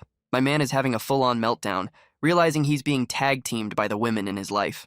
Best girl is just basking in the glow, ready to shoot her shot with our boy. She calls our boy to drop the good news, officially kicking off the post-trauma rom-com arc. And she immediately hits him with the "we need to talk" line, setting up the official date. And we're at the date spot, with Best girl looking like a whole-ass snack while she waits. Our boy finally rolls up looking like he actually put some effort into his outfit for once. She hits him with the full-power smile, and my man's one brain cell is just short-circuiting. She asks about the team's MVP, and our boy confirms Purin is chaperoning from inside his bag. Our boy suggests the classic park bench date, and Best girl is immediately on board. They're just chilling with some drinks, soaking in the post-trauma rom-com vibes. My man is giving her that "I just saved your mom" look, and she is absolutely eating it up. He hits her with the smoothest line yet, saying he's happy because she's smiling. My boy's riz is leveling up, and it's a critical hit. Best girl is blushing hard, completely stunned by his sudden game. Our boy is on his hero monologue, feeling good about finally using his powers for something other than murder. He's just basking in the wholesome moment, looking genuinely happy for once. But the third wheel is waking up because Purin can't let them have a private moment. The little guy bursts out of the bag to join the date, and Best girl is hyped to see the real MVP. Purin is bouncing around like a damn pinball while some sketchy dude with a camera lurks in the background. The sketchy photographer snaps a pic, and you just know this isn't some random act of kindness. He calls them a cute couple and offers them the photo. Bro, nobody is this nice for free. They take the picture, completely oblivious to the fact this dude was just stalking them. Our boy and Best girl are looking at the photo, and the wholesome rom-com energy is back on track. The picture comes out perfect, and our boy is hyped. My man just got a souvenir from his first real date. He immediately starts simping, telling Best girl she looks amazing. My boy is shooting his shot. Best girl is now fully energized, dragging our boy and his slime off to continue the date montage. Our boy and Purin share a look, ready to follow Best girl into whatever rom-com shenanigans are next. And they're off, running through the park like the main characters in a damn opening credit sequence. The date continues at a street market, and our boy is just trying to keep up with Best girl's energy. The date montage hits the movie theater, and Purin is just chilling on the popcorn like a damn garnish. Next up is ramen, and the little guy gets its own seat at the table. This slime is living the good life. Purin face plants into our boy's ice cream, because sharing is a foreign concept to this little monster. The date is winding down and they're walking through the quiet streets. You know the confession scene is coming. And we get the full-on shoujo sparkle effect. My man is about to level up his relationship status. Our boy finally remembers she had something to tell him, setting the stage for the big moment. Best girl gets all flustered, trying to start her confession while Purin is just knocked out in the bag. She's laying it on thick, admitting she's always thinking about him and worrying about his dumb ass. And right as she's about to drop the L-bomb, a whole-ass helicopter shows up to ruin the moment. The helicopter kicks up a dust storm, and the confession gets officially cock-blocked by a damn wind turbine. And a whole-ass squad of suits rappels down from the helicopter.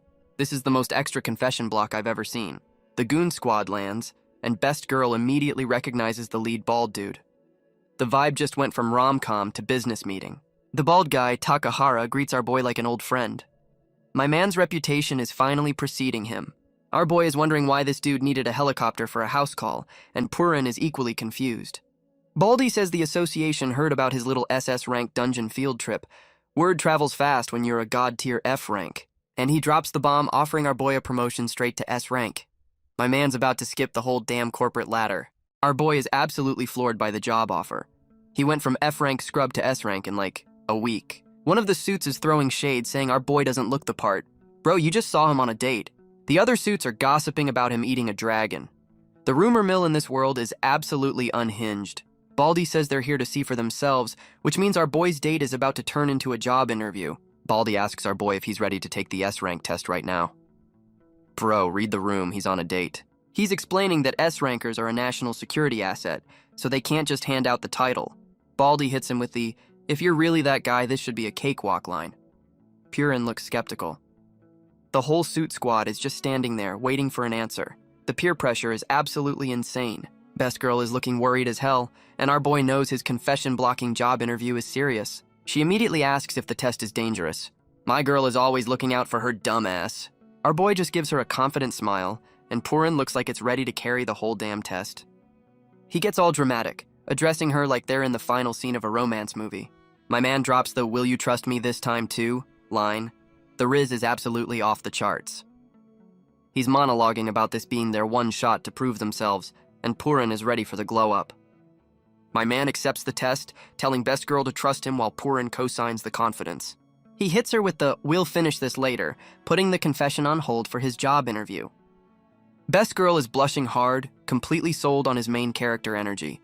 The simp levels are critical. Our boy officially tells the suit squad he's ready to take the test. Let's get this bread. And they're getting extracted by helicopter. The association does not fuck around with their recruitment budget. Best Girl is left behind to watch her man fly off to his potential death. Classic shonen romance trope. He gives her the "I'll be back soon" wave from the chopper. Bro thinks he's in an action movie. And she's on the ground cheering him on. My girl is the ultimate emotional support unit. They're flying over some murder canyon, and Baldy calls the first test simple.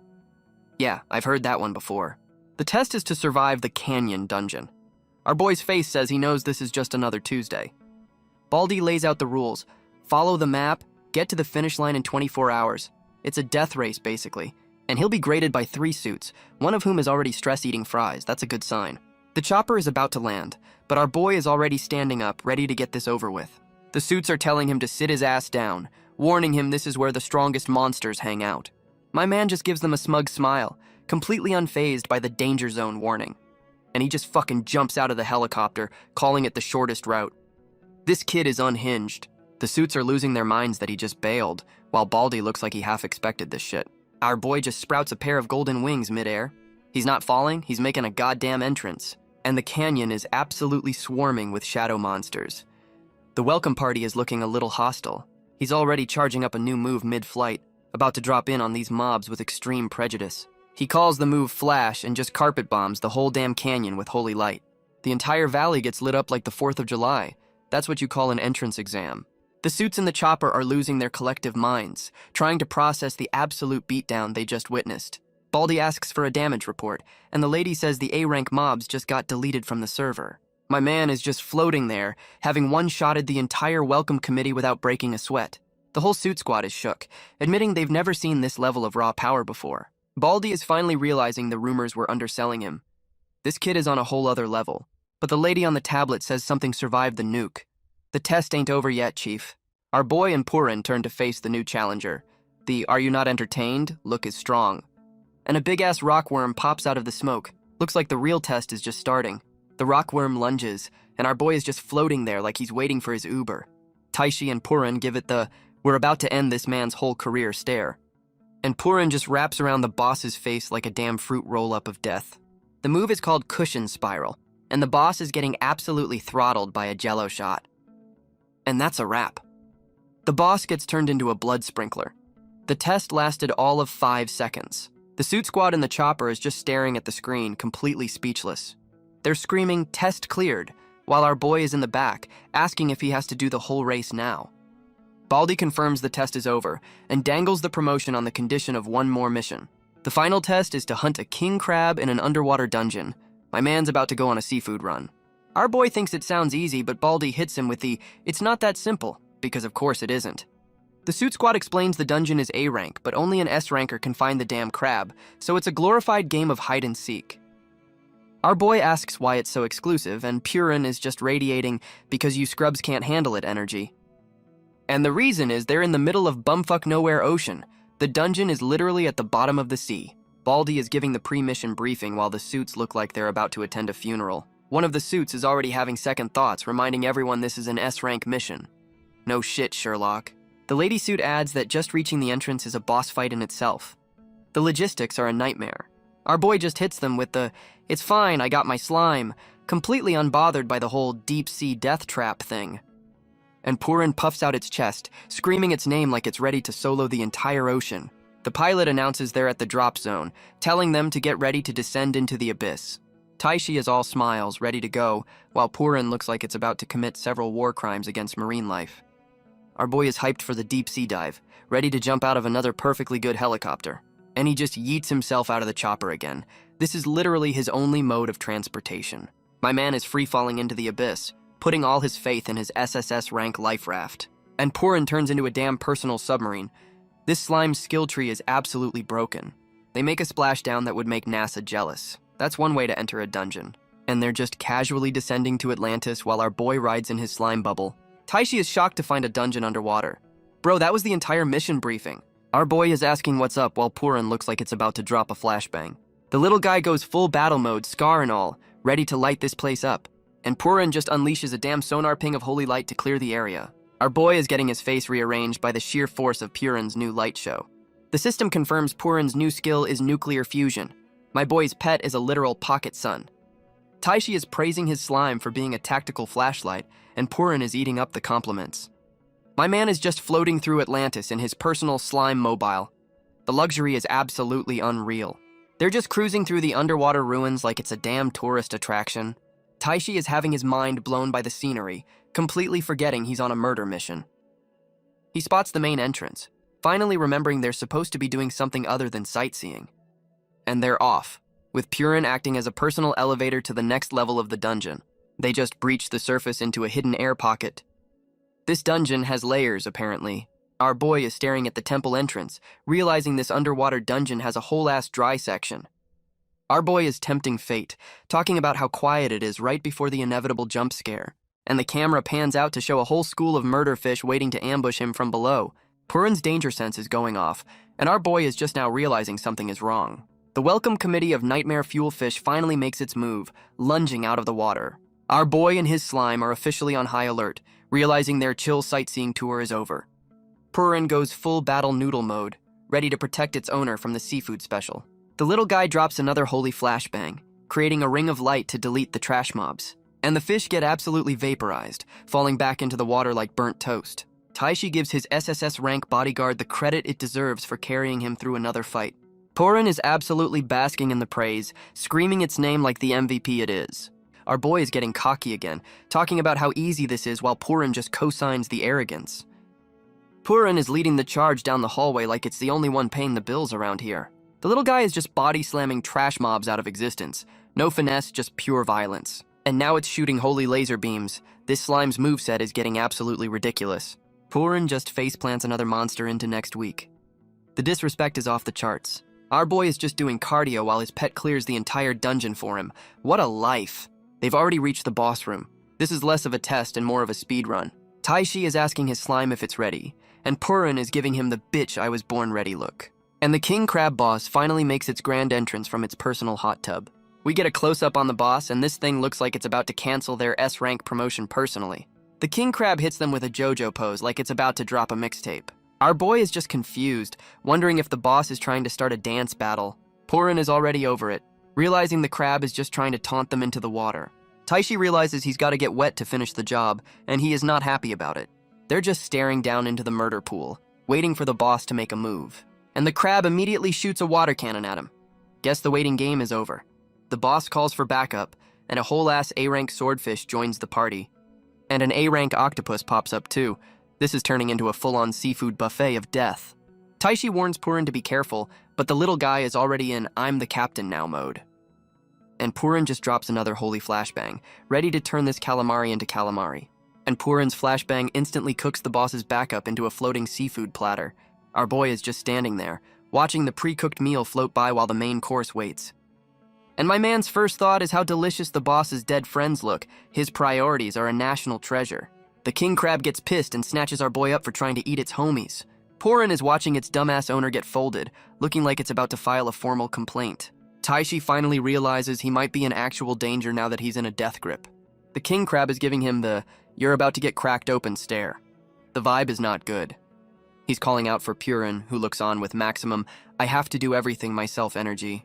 My man tries to play it cool, telling his slime he's fine while actively being crushed. And the crab immediately yeets him across the room like a damn frisbee. So much for being fine. Purin is giving the crab the "you just fucked up" stare. Nobody touches its dumbass owner.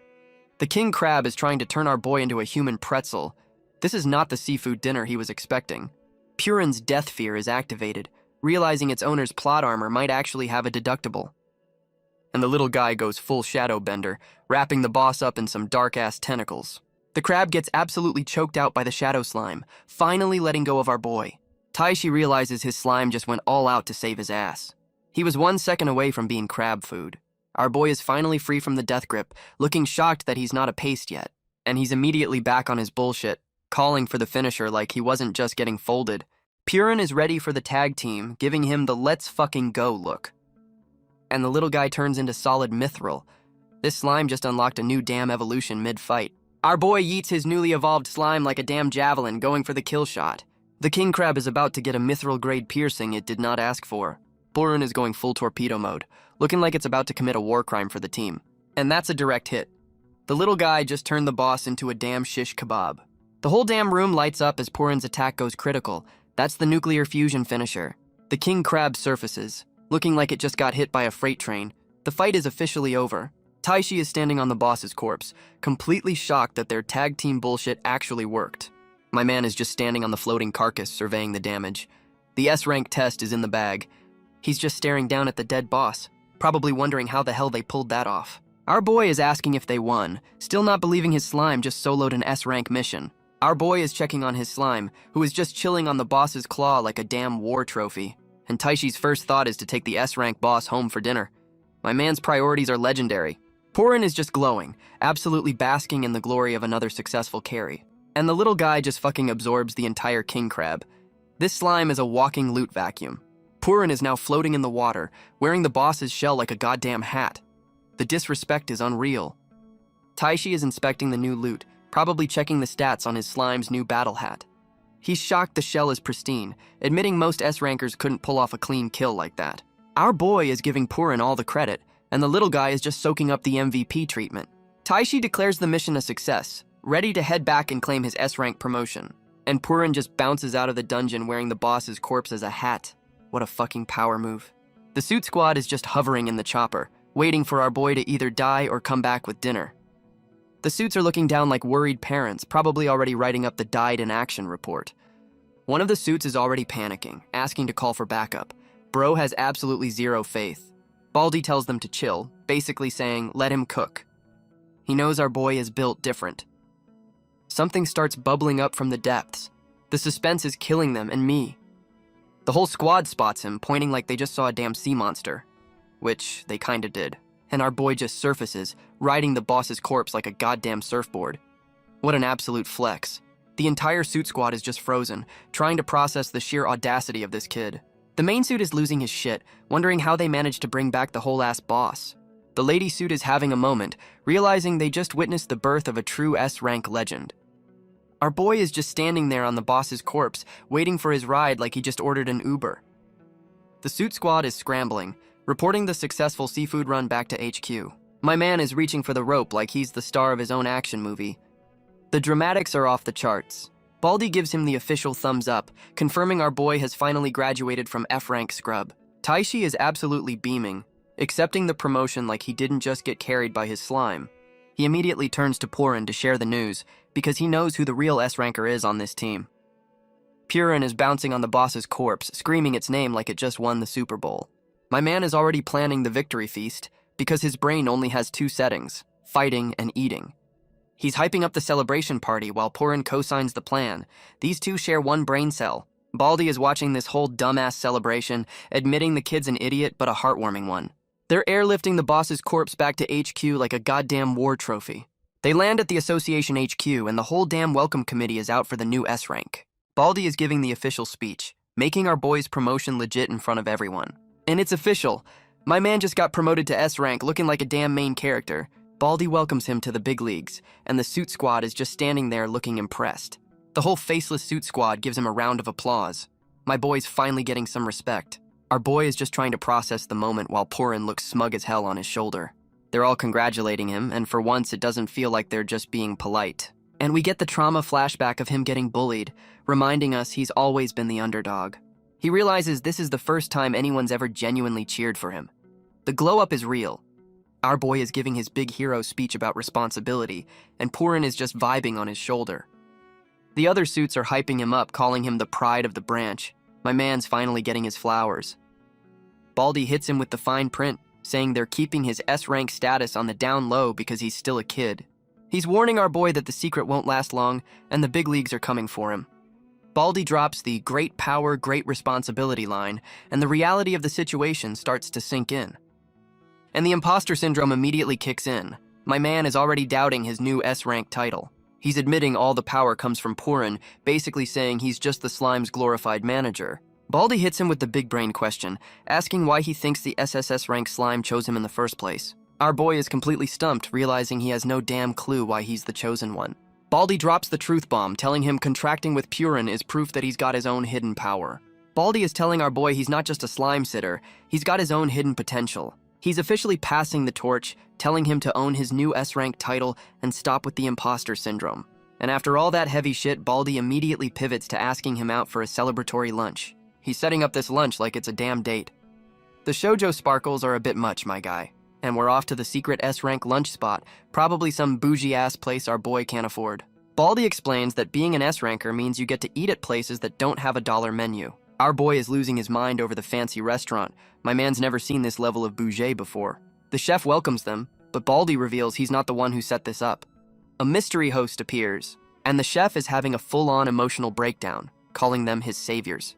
What the hell is going on? The chef immediately goes in for the hug, and our boy has no idea why this random dude is crying on him. Baldy is thanking the chef who's welcoming them in. Looks like this whole thing was a setup, and they're sitting down to a feast that probably costs more than our boy's rent for a year. My man is losing his shit over the fancy food, and Purin is ready to go feral on this spread. The chef is telling them to dig in, saying he owes them. Okay, now the random crying makes a little more sense. Baldy explains this chef was the client for the King Crab mission, so his S-rank test was just a glorified delivery job. Our boy finally puts two and two together, realizing this is the dude who sent him on a seafood run from hell. The chef tells them to eat first, talk later. My man and his slime don't need to be told twice. Purin is in a full-on food coma, and our boy is worried they overdid it. Bro, you earned it. Taishi thanks the chef for the meal, and Baldy is just chilling. The post-mission debrief is going well. Our boy asks the big question, why the hell did he need an S-rank crab? My man thinks it's for a cooking competition. The chef hits him with the "that's part of it," teasing a much deeper reason for the S-rank seafood run. He explains the crab was for a single ultimate dish meant for just one person. This ain't for the public, Chief. Our boy is processing this, realizing his S-rank test was just a personal favor for this dude. The chef drops the lore. It was for a dear friend's last meal request before they leave the country again. He's just happy he could fulfill his friend's wish, and our boy is feeling the wholesome vibes. Taishi is all smiles, calling the chef's dedication admirable. My man is a sucker for a good story. The chef immediately flips the script, asking our boy if he has a special someone. The ambush is real. He drops some heavy life advice, telling our boy to never hold back his feelings. This just got deep. The chef warns him that regret over unspoken feelings is the worst kind. Bro is a professional shipper, and our boy immediately flashes back to best girl. The chef's words just hit the bullseye, and our boy's one brain cell is just screaming best girl's name. The chef's advice was a direct hit. He immediately stands up, hitting them with the I just remembered excuse to dip. My man is on a mission. Baldy gives him the green light, and our boy is out the door before anyone can stop him. The chef is just left there, probably thinking, damn, my life advice actually worked for once. The chef is still simping over our boy's S-rank status, impressed by the kid's resume. Baldy confirms he's the talk of the town at the association. The F-rank scrub is officially a legend. They're both marveling at the prodigy, and the chef hits Baldy with a serious-ass request. The chef is basically telling Baldy to be his dad, asking him to protect our boy. The adoption papers are pending. While the adults are planning his future, our boy is sprinting to finish his confession. Priorities, people. My man is booking it down the street like the rom-com ending depends on it because it fucking does. Our boy is on the phone, ready to finish that confession, while Purin just vibes on his head. And his one brain cell fires, realizing best girl is at school and he's a damn dropout. He's debating whether to stalk her house or face the shame of showing up at school. The insecurity is real. But his rom-com moment gets cock-blocked by an unknown number. Of course it does. And it's the goddamn principal on the line. My man can't catch a break from adult supervision. The principal says he's taking over because the homeroom teacher was fumbling the bag. He's calling to follow up on the please come back to school offer they made earlier. The principal is full-on begging, saying they'll meet any demand to get their S-rank student back. Our boy immediately agrees to a face-to-face meeting. The confession can wait, business calls. And we're back at the high school, the scene of all his previous F-rank trauma. Our boy decides to make a pit stop to see best girl before his big meeting. Priorities are straight, and he spots her immediately. The rom-com gods are smiling on him for once. He's about to hit her with the big I'm back smile, ready to finish what they started. And of course, she's walking with some random jock. The universe loves to cock-block this man. My man's whole world just shatters. Purin is already choosing violence on his behalf. The peanut gallery confirms the new guy is the soccer captain. A wild rival has appeared. Best girl is laughing with this dude, looking way too comfortable for our boy's liking. And just like that, all the S-rank confidence he just built up is gone.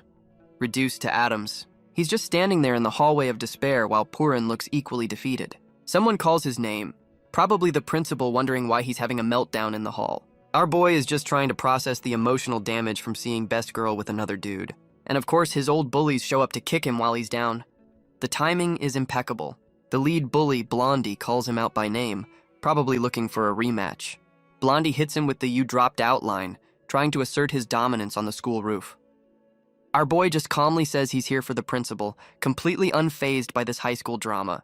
Blondie is sweating, realizing our boy isn't the same F-rank punching bag he remembers. He's noticing the glow-up, and Purin is just daring him to try something stupid. Blondie admits our boy's eyes are different.